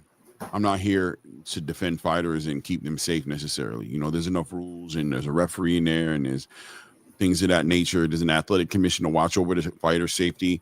They can do their job. My job is to watch great boxing, and the better the boxing, the happier as a fan I am. So yeah, you want to bring it down to 18 feet, let it be 18 feet and let's get it going. Yeah, I'm not opposed to it. I actually think that it's going to work against the pressure fighter because it's going to expose the pressure fighters in the Devin and Shakur fights when their activity slows down because they still can't catch them, and now they're getting hit even more, and now their work rate drops because they become hesitant. Those are things that people don't take into consideration, right? You put Shakur in there, and now he's elusive and making you pay. The problem is not that with Shakur and Edwin De Los Santos and Devin and Jose Ramirez, is not that, Clay, it's not that they was moving. The problem is they didn't make them pay when they had the opportunities, and we could see they had the opportunities to make them pay when they had them. Exactly. So now you put them in there, Cali World, piece of us, Queen. You put them in there in a situation. G-Tab up said, answer me this question real quick. I didn't see the question, nephew. Canelo wants it 10 by 10 with the Bud fight. Yeah, that would be diabolical. That's like basically they inside of a phone booth. Yeah, that's inside of a jail cell. That's diabolical. Malaya, I feel like Tank chose Rolly because he knew he'd come forward. You don't believe Dev sees some flaws in Norman game he feels he can take advantage of that makes Dev confident enough. You can't say that. Here's why you can't say that. Maya Egypt, peace and bless, Queen. Of course, Dev sees holes in his game. Every fighter sees holes in anybody's game that they feel like they can exploit. But in the case of Devin Haney, he chooses to fight anybody. And they was honest with the Jaron Ennis fight. They said, let us get our feet wet at 147. And then, yes, we'll fight him as well. Mm-hmm. So they're honest in that. He's never turned down anybody. So it's not that is to say that he's choosing Brian Norman because he feels like he got holes that he can exploit. So he's he's conveniently choosing Brian Norman over choosing who? Right. No. He's looking at Brian Norman like a legitimate opponent, and now as soon as he's looking at him as an opponent, he's looking for holes he can right. exploit. You're an opponent. This is my job. Right, and that's everybody, right, Cliff? That's in any sport. In any sport, you want to see holes in somebody's game that you can exploit. That's in any sport. You know what I'm saying? That's the whole reason you do film study. It's the whole reason you do, scouting. Yeah. Right? It's because you got to exploit the holes. That's like saying that's like crucifying somebody for saying, yeah, I know I see how I could beat him, so I want to fight. Oh, you just want to fight him because you think you can beat him, huh? Would you think I want to fight him because I think I can't win? I don't understand. Like, you know what I'm saying? I should only fight people I don't think I can beat. I don't get it. You know what I mean? It is what it is. It is what it is. And the thing is, right? Like you said, Queen, she said that in the case of Tank, he chose Rolly because he knew Rolly coming forward. Well, that's worse because you choosing a style matchup now. You're not looking at flaws. You're choosing a style matchup. I like his style compared to mine. It's favorable, so now I'm choosing him. Mm-hmm. Where you look at Devin, that's not what he's doing, right? Because he tried to fight Tio. He's saying he'll fight Brian Norman. He's willing to fight Mario Barrios, right? He was going to fight Ryan in the rematch. All their styles is different. They all have different styles. But if I say I want to fight flat-footed, come-forward fighters, right? Now you're choosing a style matchup. Mm-hmm. Now you're taking advantage of your athletic advantages, right? You're not seeing a hole in the game. You're looking at physical limitations. Mm-hmm. That's like me saying I only want to fight short fighters or guys with short arms. Mm-hmm. You know what I'm saying? Now you're getting in the realm of cherry picking because you're choosing the physical advantages. D-Boy Dad, what's up? Over skill set. You know what I'm saying? Like the guys, Ryan is taller. He's flat-footed with power, fast hands. Brian Norman's athletic, explosive, and strong with power. Tio is athletic. His power hasn't translated, right? But he's accomplished.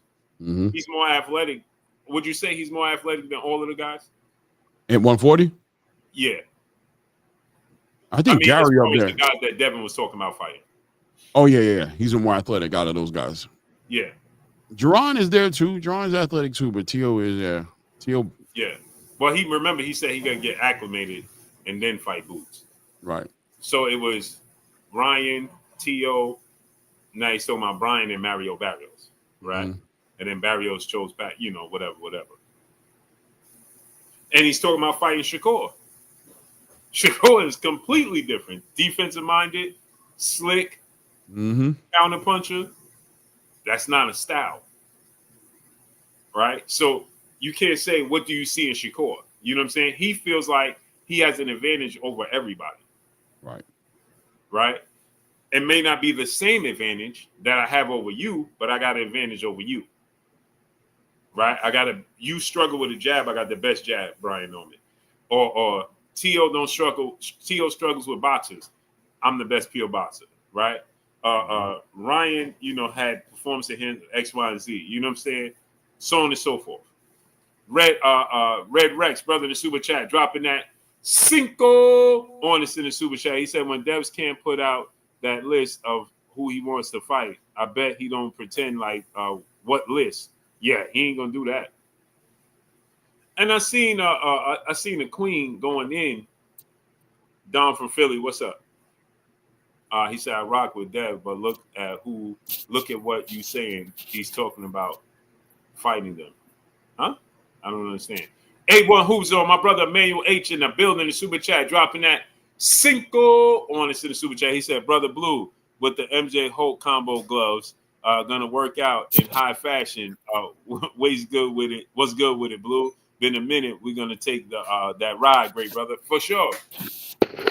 I'm from New York, man. We get our calisthenics in the bodega gloves. You know what I'm saying? For sure, with the freezer gloves. Yeah, you gotta get the bodega gloves, bro. You know what I'm saying? New York, get your calisthenics in. Pop Shop Talk, what's up, family? What's good, Pop? Oh, damn. We'll be back. Fell off. Yeah, Jalen, I'm from New York. We get the bodega up north gloves. You know what I'm saying? I don't know That I why I got would do it. disconnected. All good, family. What's goody? What's good, Yeah, family? trying to catch up with you guys, man. Y'all hard act to follow, man. Nah. Huh? He said we're a hard act to follow. Hey, man. We just trying to be like you, great brother. Definitely. That's a fact. So That's what a y'all fact. think about this 40 and 47? Look like it's trying to heat up. Woo! M54. I think it's. Right. I think now with the addition of Boots, I've said a long time ago, Boots is probably the last missing piece to make 154 go. 140, 147 is looking good, man. And we're seeing a lot of fighters jump into the divisions and make the divisions very, like, even with Keyshawn Davis and all the drama that comes behind with what just happened with him coming to 140 just adds another layer of intrigue to the division. Frank Martin, fighters we haven't even seen compete at 140 yet. Even Edwin De Los Santos, I believe, will end up at 140 as well. And then you're looking at Subriel Matias now getting an opportunity to fight Alberto Puello. That fight right there is going to make a big difference in what happens in the division. If Subriel Matias is able to get that victory, huge. We got a champion now in the division for unification purposes and even for defending his title. It's going to make it interesting. And if Alberto Puello wins the fight, that puts light, in my opinion, on Alberto Puello. We'll finally have to give Alberto Puello his flowers if we haven't given it to him already, to say that he's one of the most skilled champions in that division. And 147 is looking great. I mean, you got prospects like Keon Davis getting developed in the division, but you also got the addition of like Tiger Johnson, Delonte Johnson, and fighters of that nature in the division shaking things up. You got Rohan Polanco and fighters in that division that are going to make it real interesting. I think Boots moving out of that division, heading over into 154, opens up 147 in a crazy way, because we know that Boots was a fighter that people don't really want to fight. He had to overpay fighters to fight, but now he's out the way. It gives the opportunity for a Brian Norman to step up and take the helm, or and any of these other fighters as well to step up. And who knows who will leave 140 to ultimately go to 147. You got Hitchinson talking spicy about 147 right now. So yeah, everybody's moving in their position where they're supposed to be. Everybody's moving where they're supposed to be so they can compete at the highest level, and I'm loving every minute of it. Right. I'm loving every minute of it. You know what I mean? What do you think about the 140, 147 division? Well, I mean, like you said, you got for me, you got Boots. He's kind of been in between for the past 3-4 months about who he gonna fight, where he gonna go to. All this talk about Brian Norman Jr. For the past year, and it's like Brian Norman's about to take this. I'm looking at it as a tune-up fight. So after that, it should be Dev or Boots, because I think Dev already took his tune-up fight. Yeah, no, Dev ready, man. And I even bring them up. I forgot about that, right? With Devin and Ryan, and I mean, there's just so many fighters jumping into that 147 conversation, man. It's gonna be everything is going in the right way, in the right direction, man. One monkey don't stop the show, no pun intended. A couple of fighters who want to act a little, who want to act like they bourgeois, and they want to act like, they better than the program, they bigger than the program. They're slowly but surely getting weeded out, and they're aging like milk. Their stories are aging like milk, right? Their narratives are aging like milk, not like wine. Legacy is about to make a big return in the boxing, man. It's about to be a good time for the real boxing fan. The hardcore boxing fan is getting access to bigger fights. Fighters are like Brian Norman tomorrow flying to Japan to fight against Jin Sasaki. That's a great fight. You know what I mean? I think it's gonna be a FOTY candidate, possibly fight of the year candidate. Really? Yeah, I think it is. I'm telling you. I think people are sleeping on that. I think that's a candidate. That fight is two fighters who are not caring about money, who are fighting for legacy. You got Jin Sasaki, got his whole country on his back right now. His nerves are racked. You saw it at the weigh-ins. He looks wired up, like he knows what's on the line. He gonna fight, die if he has to tomorrow in the ring. And I think the same thing goes with Brian Norman. I think he knows that I don't need to be coming all the way out here to Japan and losing my belt, bro. That'll be diabolical. I ain't going out like that. Yeah, he got a lot on the line. He betting on himself. He betting on himself heavy. I'm happy that this Jaron Boots Ennis situation is turning out the way it is because I think Brian Norman needs to build his own story up, his own legacy up outside of Boots. I think their fight is way bigger at 154 if a unified, maybe even undisputed welterweight champion and Brian Norman Jr. tries to make his way into 154. I think the conversation gets a lot better. I think him living in the shadows of what Boots is or was or could be or whatever have you is getting in the way of the division moving forward. I think it's a great thing that Boots is leaving the division, and let's let Brian Norman have his reign. So I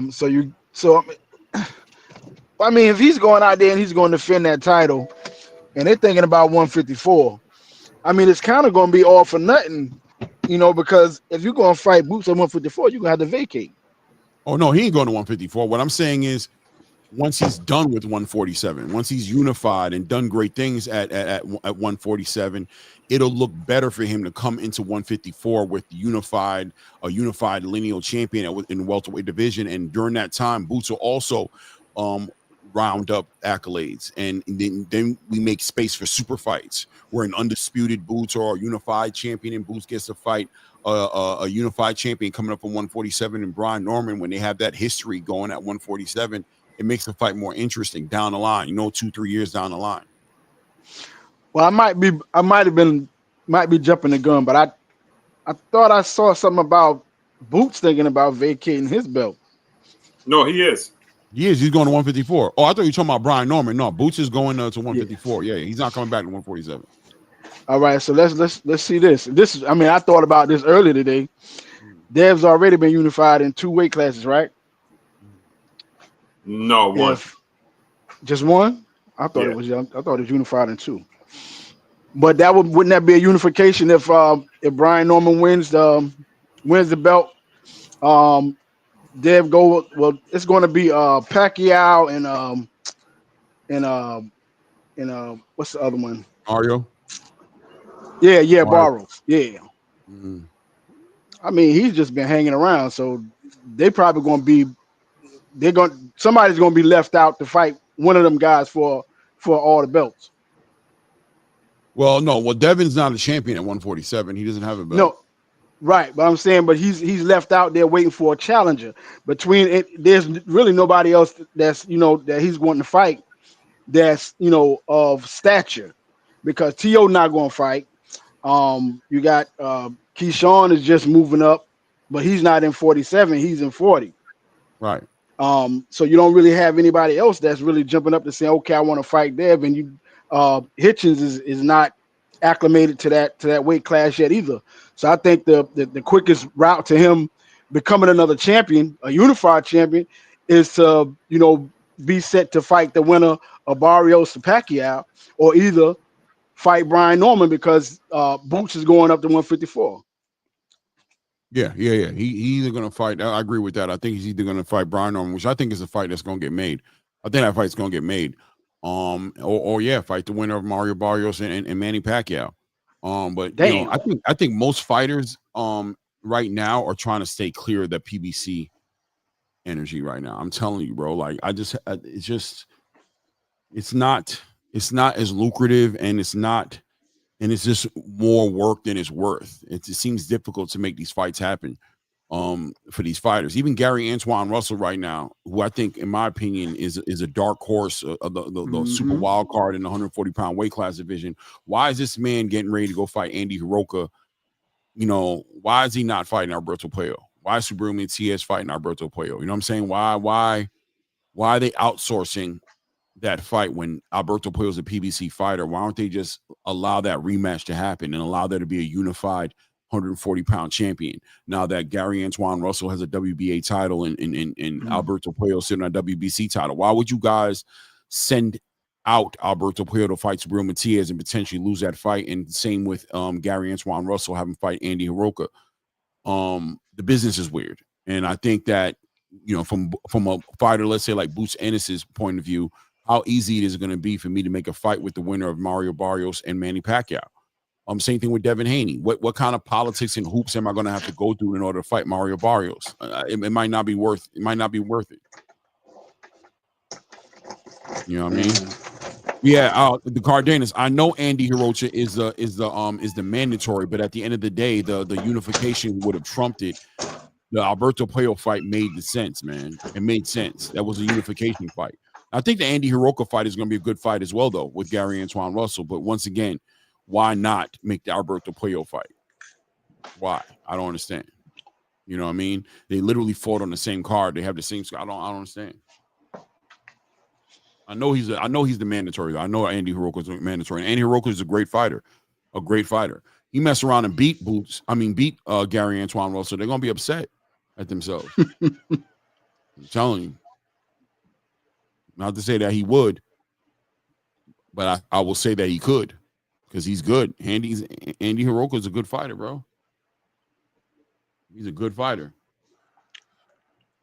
Mr. Big Play says, Clay, I think they want control. I think they want control the belts too. Well, if you want to control the belts, then the fight should be in-house. I don't know. You know what I'm saying? Like, the fight should be in-house if you want control of the belts. You're risking losing control of the belts. Why are you cross-promoting with Top Rank with your champions when you could have fights inside of the PBC? Yeah, he did. Yeah, Andy Hiroka beat Jin Sasaki at 140. Third simple NSU. Yeah, he did. Andy Hiroka's a good fighter, bro. Straight like that. He's not nothing to play with. He definitely is a good fighter. Yeah. You tatted up nephew. He said, Unc, I got my folks right here next to me. Please tell them that I'm correct in saying if Shakur loses the Zepeda, he's going to get absolutely destroyed and humiliated. Yeah, 1,000%. Yeah. That's not even a question. That's 1,000%. Brother, 8 in the super chat. Salute, OGs. Keep grinding. Salute, family. D-Boy Dev, brother, in the super chat. Man, Gary getting that OG Bud treatment right now. Well, this is what I'll say. Sometimes you got to leave out your comfort zone. That's just what it is. Damn right, throwing straight facts, boxing, period. So do you think, well, I'm just looking at the post what Tank made earlier, do you think that he's going to, well, it was and I can't guarantee that was from him, but his face damn shows posted up there. He's saying that, that's going to be the last, probably the last of seeing Tank, this year, because he's trying to focus on doing other things. So I'm wondering if Roach is going to be his last fight, or is he going to go out with a bang and fight Shakur before he lays it down? Where he put it on Twitter? Nah, this is a Facebook post. Oh, so somebody probably copied and pasted. No, it was from him.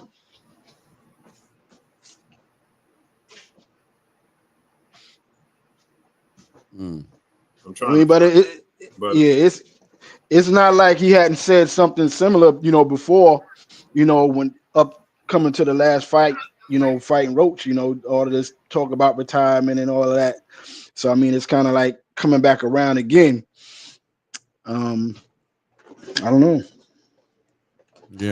Yeah. Throwing straight facts boxing. I have been saying that for about a year now. You know what I mean? I've been hating. I've just been telling the truth from what I've been seeing, and it's clear. That's why I said it. You know what I mean? That's why I said what I said. Why not make the fight in-house? And I think there's, I'm sick and tired of saying the same thing over and over again, so people don't say I'm hating, but I'm raising the conversation and raising the antennas of critical thinkers in the space to say, why would they choose to do that? Why wouldn't they have the rematch between Alberto Puello and Gary Antoine Russell, especially now that they both have titles and have a unification? If they really want to control the belts, why are they choosing to cross promote and send Gary Antoine Russell out to fight Andy Hirocha and then sending Alberto Puello to go fight on a Ring Magazine card to go fight Subriel Matias, a fighter who could legitimately take the belt from him? It is what it is. It is what it is.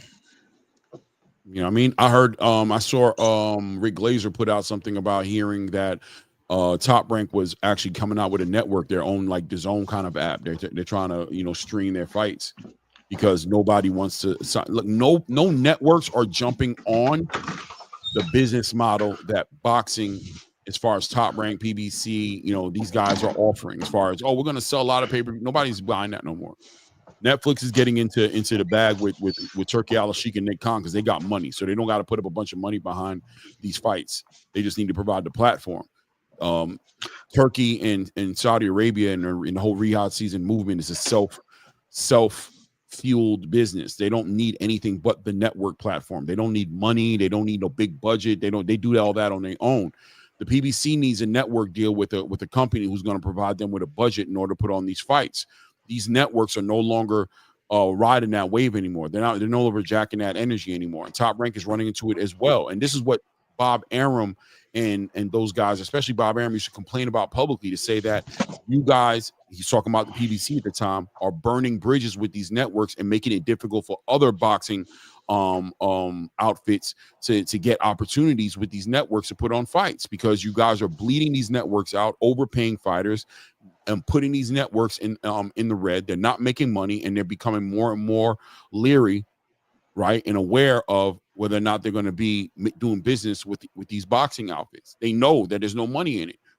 There's no money in it because you guys are overpaying the fighters, and the fights just aren't returning the same way you guys are paying out.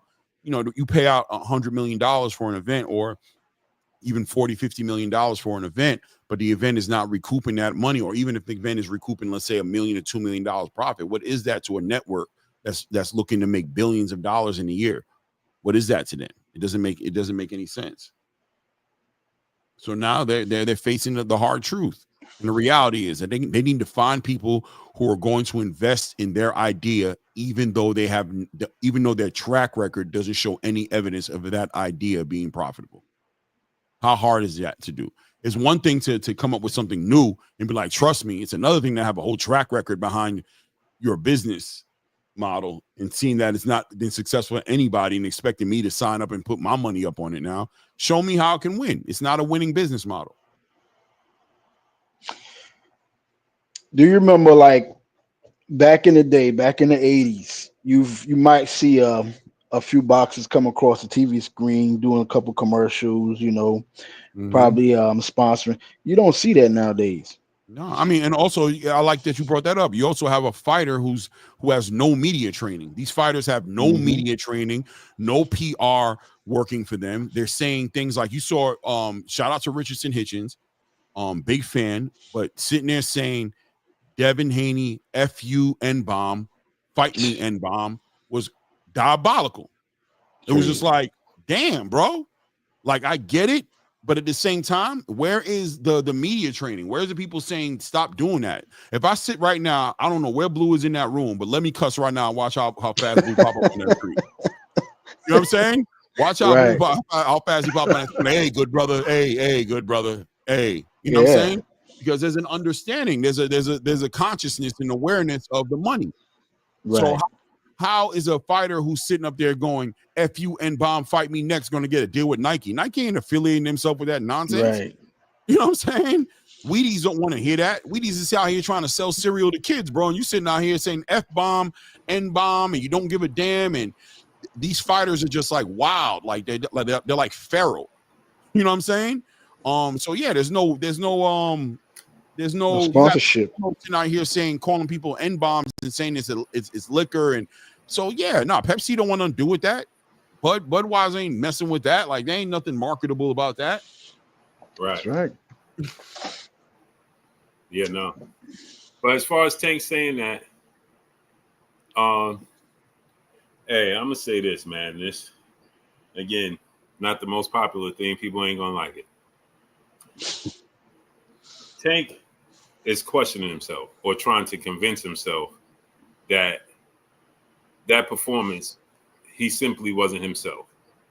From everything I'm seeing, it just attests to everything Lamont Rose said in the interview with Andre Ward, right? When he said that he's mentally weak. right? He questions himself. I think that Tank, 1,000%, he's ready to get his life together. You know what I'm saying? Like he wants to get in a. I can't blame him. You know what I'm saying? Right. Do I want to see him fight Shakur, Devin, and Tio and all these dudes? Yeah. But again, if his passion right now, because this is what I see, and you guys can, tell me what you think. But I'm at the point where I think that Tank is 1 foot in, 1 foot out the sport. Right? And that's okay. That's quite okay. You know what I'm saying? You just got to commit to that. Right? But similar to what we heard from Boots, right? When I'm saying, and the brothers are saying, Clay saying, hey, he's struggling with this weight. He's like, no, I'm not. But now today he comes out on YSM, shouts out to YSM, and he's like, yeah, I've been struggling with weight, but you expected me to say I was struggling with the weight? He's like, we fighters. Right. And with Tank, all these posts to me tells me, Ray Davis, what's up? It tells me a lot. Right. And I'll leave those alone. But there's sparring sessions and there's things that took place that I'm very aware of that he got frustrated in. Right. He is definitely somebody who questions himself. And so that tells me why he didn't fight these guys, because he can't deal with it. And right now it's showing. He had a draw with Lamont Roach, but the post he's putting up, I'm in my Air Force One bag. I'm now it's Black Air Force One energy. It's now it's the time for me to show I really who I am, I believe I am, and who the people think I am. All that from a draw with Lamont Roach, that tells me that it's equivalent to, I don't know if the young people in here, and some people may remember this, some people may not. But remember when Roy Jones had that first fight with Tarver and he won the fight, but everybody was like, he really lost, and it should have been a loss, it should have been a draw, right? Roy Jones wasn't happy with that. And Roy Jones is very confident. But what did he start doing, Clay? He started telling the word. Now he's going to have to deal with the real Roy Jones. Right. Now, and remember Tarver said, I'm bringing families back together, because then he got back with his father. Right. I'm going back to old school. I'm chasing chickens again. You know what I'm saying? I'm doing this. I'm doing that. And then he got knocked out in the second round. Right?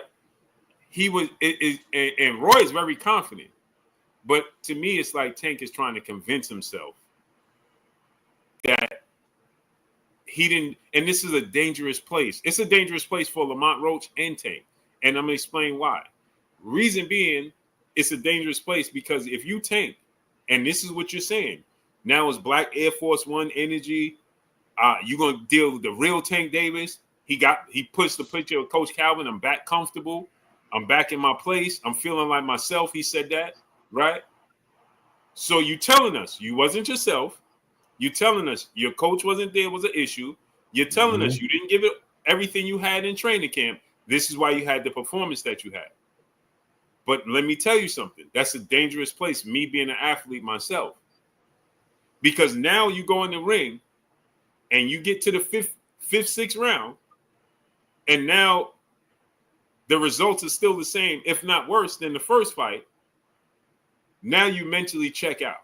Or you start to do things uncharacteristically, right? You start to make mistakes because now you're looking at yourself, wait a minute. You know what I'm saying? I remember I played corner, right? And I had tweaked my toe. And this year, and I played semi-pro, and then I played rough touch, right? And flag. And in rough touch and flag, I didn't give up one touchdown. I'll be right back. Okay. I didn't give up one touchdown the entire time. Barely gave up. I gave up 2 catches the entire season. And we got to the first round playoff. I gave up 2 touchdowns to a dude that had guarded earlier in the year in the second game of the season and didn't give him not one catch. 2 touchdowns, right? Dude caught a slant, took it to the house on me, right? I'm like, all right, it's my toe. We played them in the championship game. Mm-hmm. I found myself questioning myself. Now I'm like, I'm healthy. He gonna have to deal with the real version of me, right? Mm-hmm. Now I'm a press. I'm not that fast. I'm fast. I'm quick, and I understand the game, but I'm not the fastest. So I like to jam you at the line and get physical. Don't let you off. Disrupt the route, and by the time the quarterback ain't got time to look over it, right? So what happened was in this game, right? In the championship game, we playing him again, and I'm 7 yards off this dude. And it wasn't until my teammate, who was the captain of the team and the linebacker, Italian dude, he comes to me, he goes, bro, what the mind you, I ain't give up. I was giving up little catches like in front of me, nothing big. Right. And he was like, bro, what you doing? Like, this ain't you. You know what I'm saying? I gave up like 2 first down, you know what I'm saying? And I'm like, you in your head. I'm in my own head, bro. I'm in my own head, right? So I'm like, you know what? You're right. I go up to the line of scrimmage, and I'm overthinking, and I reach, and I play an aggressive league, right? It's like we get paid, you know what I mean? And so it's real athletes here. So I'm like, bro, you know what? Now I'm angry in my head, right? Because I'm like, this ain't me. Now I'm like, bro, what? So I step up to the dude, and I go to aggressively jam him on the line because now I'm angry, and I miss. And he catch a post and score a touchdown. So I'm like, bro, I went in the sideline. I said, bro, everybody like, yo, what, you know what I'm saying? They ain't like, I said, yo, let me go get myself together. I just walked, you know what I'm saying, to my sideline, put a towel on my head. I had to gather myself. Like, bro, this you overthink it. I'm doing too much right now. You know what I'm saying? I had to calm myself down because I was overthinking it. You know what I mean? Because in my head, you only did that in the first game because my toe. You know what I'm saying? And now mentally, I'm like, was it my toe? Really, in reality, I'm questioning myself. You know what I'm saying? And now I'm doing things that I'm not typically doing. And so I gave that up. You know what I'm saying? So saying this to say, I know, and again, it's not the highest level, but an athlete is an athlete. You know what I'm saying? Right. We all human beings. Your abilities allow you to go to higher levels, so on and so forth. And you can see this. What I'm saying is, remember, if you're a fan of football, Darrell Revis, in his second to last year, he started being 8 yards off the receiver, right? Because he felt like my legs ain't there no more. His confidence was gone. He was questioning his ability. It happens. And so when I'm reading into what Tank is saying, it's happening. So, and the fact that you said that he put this post up talking about this the last fight, he's in his head, bro. Don't be surprised to see him lose. Don't be surprised to see him lose because he's in his own head.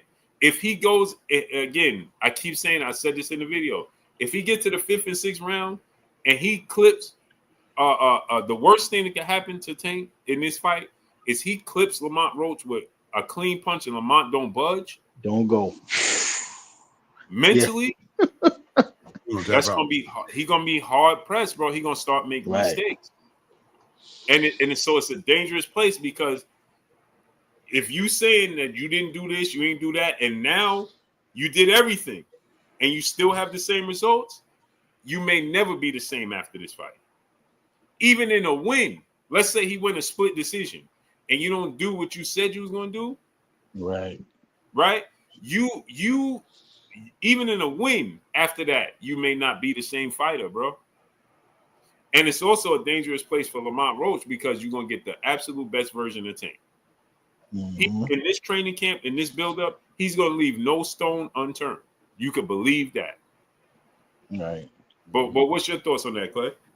100% I agree with you. I think, especially in a combat sport or a full contact sport like football,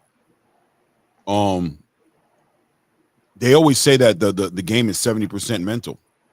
The great analysts in the game, like the Teddy Atlases of the game, they talk about that 70% of the game is mental.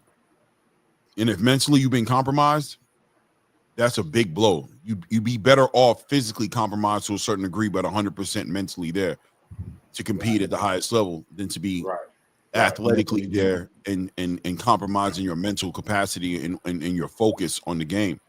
Right. We don't play boxing.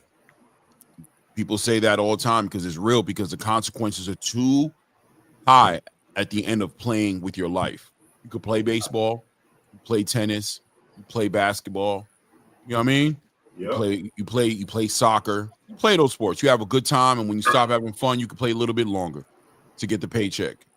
You could be Aaron Rodgers and go to the Jets and be like, I don't really like the sport no more, but I am a decent quarterback, so I'll collect this check and run over here and play around a little bit and be okay, right? Mm-hmm. He got hurt for it too, right? Though he got hurt, right? He messed his whole leg up, half-assing out in that field. But in boxing, the consequences are too great. So a fighter like Gervonta Tank Davis, not any fighter for real, who's mentally just not there, you see performances like the Lamont Roach fight happen.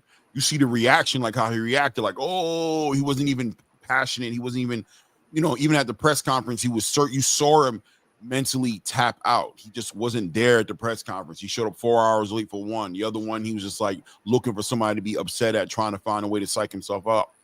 Right. I'm wanting to see what this Tank looks like back with Calvin Ford and see if Calvin's able to bring that motivation back to him and help him be driven enough to be in that ring. But yeah, man, the eyes ain't gonna lie. Seeing him react the way he's been reacting the past year or the past 8 months or so, 6 to 8 months. Hey, bro, we got to see what he looks like with Lamont Roach in August. Yeah. Something to keep your eye on. Well, I'm gonna drop down, man. I'm, listening to you guys, man. I don't get into it like I used to, being out here on the road. But yeah, I'm tapping in. It's all right, it's a job. Yep. Are you a company driver or you got your own truck? Company. Yeah. So there's solitude out there. Sometimes I miss the road, man, but I got my family and everything, so what I mean. But sometimes it's some solitude out there, bro. It's peaceful to be out there. Yeah. In your truck, you got everything you need in there, right? You got your TV, you got your entertainment, you got your privacy. You probably pushing about 8 to 9 hours a day driving. Right. Too many. That way. Yeah. Keep them wheels turning, brother, and be safe. All right. Peace out. Yeah, Clay, man. So I'm glad you brought that up, man. I want to get your thoughts on that, Tank's statements, man. Yeah, it's important. And that's what I was saying earlier as well, Blue, when I was saying that a lot of his fans are going to have to either tap into the sport and start enjoying the sport and start picturing the sport without Tank, or I don't know. What are y'all going to do? Because your man is on his way out the door, one way or another. He seems like he's on his way out the door. Until I see something different, he's on his way out. So what you going to do now? What you going to do now? I don't know. You going to try to ride? You going to try to glaze Abdullah Mason? I'm gonna tell you like this: glaze Abdullah Mason, celebrate Abdullah Mason. He deserves to be celebrated. But I'll tell you right now, he's not for all that nonsense. He's a man of honor and integrity, bro. Yeah. Yo, speaking of Abdullah Mason, last one that we could get out of here. What you think about him versus Sam Noakes? I love that fight. Sam. I love that fight. That question as to whether or not that fight's going to happen or not. You think Sam going to take it? I don't know. I'm hearing rumors that Frank Warren might not be that interested in me. I don't know. In my mind, I'm looking at the list of fighters. It could end up being like Abdullah Mason and like Jadir Herrera for that vacant belt. Mm-hmm. It has to be a gained opponent, man. Most opponents know going in that ring with Abdullah Mason, they finna catch a beating. I think that he's just one of those fighters that high risk, low reward, but he's a mandatory. He's a guy. You got to fight. You got to get through him to get that belt. I think Sam Noakes and him would be a great fight because I think the experience would be great for Abdullah Mason to be in a ring with a fighter like Sam Noakes. People sleep on these Europeans and what they bring to the table, but they bring discipline, they bring structure, and they bring straightforward, fundamentally sound boxing. And Abdullah Mason, in my opinion, I was speaking about it the other day. I thought he missed out on the opportunity when Giovanni Cabrera had to pull out that fight because of an injury. I was upset at that. I really wanted to see that fight happen for Abdullah Mason because I want to see him. I want him to get that look, and I want that look to come for him before he ends up in a ring with a Gervonta or Shakur Stevenson or at the time Keyshawn Davis or any of these other fighters who were able to bring that pedigree of boxing into the ring. I wanted him to be in there with that kind of a fighter. Sam Noakes is still a come forward puncher, but he's fundamentally sound. I think that'd be a great fight for Abdullah Mason. But I think either way, he's championship bound. I think he's going to be the next WBO champion one way or the other. Yeah, I think he's definitely going to win. He's going to win that fight. I like it. I like the idea of him going to the UK too. Oh yeah, I love it because it just broadens everything for him. You know what I want to see? I want to see him and Sam Noakes negotiate this, get this out the way, and I wanted to see him on that undercard of Terrence and Canelo. I'm like, get this out the way. Let's get this fight going in September.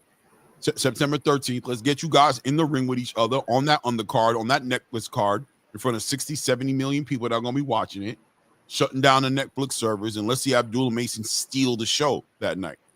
You know what I mean?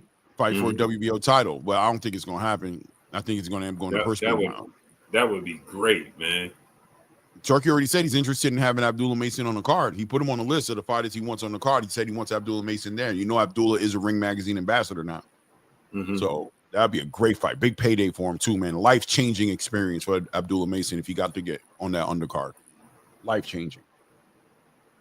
Yeah, that would be super dope, man. Yeah. Super dope. Yep. And I just like that. I like the idea of it because it just broadens the horizon for him. You know what I'm saying? Yeah. It just opens up everything for him, man. That's why I love it, man. The same thing that Brian's doing, going to find Jin Sasaki, going over there into that international space and really bolstering international world championship boxing. That's great. It's a good look. Absolutely. But yeah, let's get on out of here, man. Tomorrow will be good. I'll be on schedule tomorrow. No doubt, man. And guys, I'll be up in the morning. I'm actually about to go sleep right now. I'm going to be covering the fight in the morning. Yeah, that's ridiculous, right? That's the only thing I don't like, man. This international. I mean, look, man, they go through it with us, right? They got to be up at all times of the night and all types of time to catch our fights here in the States. So it is what it is. What time is the actual ring walk? 7. I think 7. Yeah, but I'll be up at like 4. I'll be covering the whole event. Oh, you gonna cover the whole card? Yeah, I'm gonna get up and I'm gonna cover it, bro. I'm gonna have a good time. Have me some coffee. Yeah. Wake up and I'm gonna cover the fight. Man, that's a. Jeez. Why not? I mean, we did it for what fight we did it for? For the Riyadh season in Saudi, I think it was. I think it was the Saudi card, the Better Be Vival 2 card. Yeah. Yeah. L Dub Boxing, the boxing plug. What's up, family? Somebody was asked me what I got in my smoothie. I made this green smoothie early this morning. I got spinach in it. I got some mangoes, pineapples, strawberries, blueberries. I got some what do you call that? I got some athletic greens in here, but I also got God, I can't remember right now on top of my mind. This other powder, pineapple juice, parsley, cucumber. Yeah, I think that's it. Yo, so what's your prediction for Brian Norman, Jin Sasaki? I think this is going to be an interesting fight, man. I think that Brian Norman, where does Brian Norman want to be after this fight? And what does he want to showcase? This is a fight where I think winning is the most important thing about this fight. How you win is the second important thing. If they reverse those things and make winning the second priority and how you win the first priority, it might be a bad day for Brian Norman. He needs to be smart. He needs to be smart. He needs to beat this guy where he knows he can beat this guy, and he doesn't need to take a bunch of risk. He needs to bring that WBO title home. I think going to a decision is going to be risky business for the Normans in Japan. I think a stoppage is going to be necessary. I think Jin Sasaki got a whole country behind him, and he's not driven by money. He's got that samurai code, that death before dishonor. He's going to leave it all in the ring, bro. And he's a heavy puncher with both hands, period. However anybody wants to look at it, he's a heavy puncher with both hands. A mid-range fight could be diabolical for either one of these fighters. I think the one who can be athletic should be athletic. I don't know if Brian Norman should be flat-footed in this fight. I think he should box. Mm-hmm. I think he has a fighter who will present himself for him to get knocked out. He'll walk into something because he's aggressive. Why sit there and give him a fight like Santillan? Do not fight this guy like you fought Santillan. Do not do that. But I'm going to be interested to see what kind of fight. Same thing with Caleb and Resendez, right? It was like, as soon as we seen Caleb come out there flat-footed, it was like, that's not a good look, bro. That's not how you want to fight this. Yeah, you're giving them opportunity. You could box this guy. The guy who fought Canelo Alvarez, the guy who fought David Benavidez would never have lost against Resendez. Because Resendez wouldn't be able to deal with that IQ. But you decided to sit in there flat-footed, fight in mid-range because you had some success with Trevor McCumbee, and we saw how that ended up looking.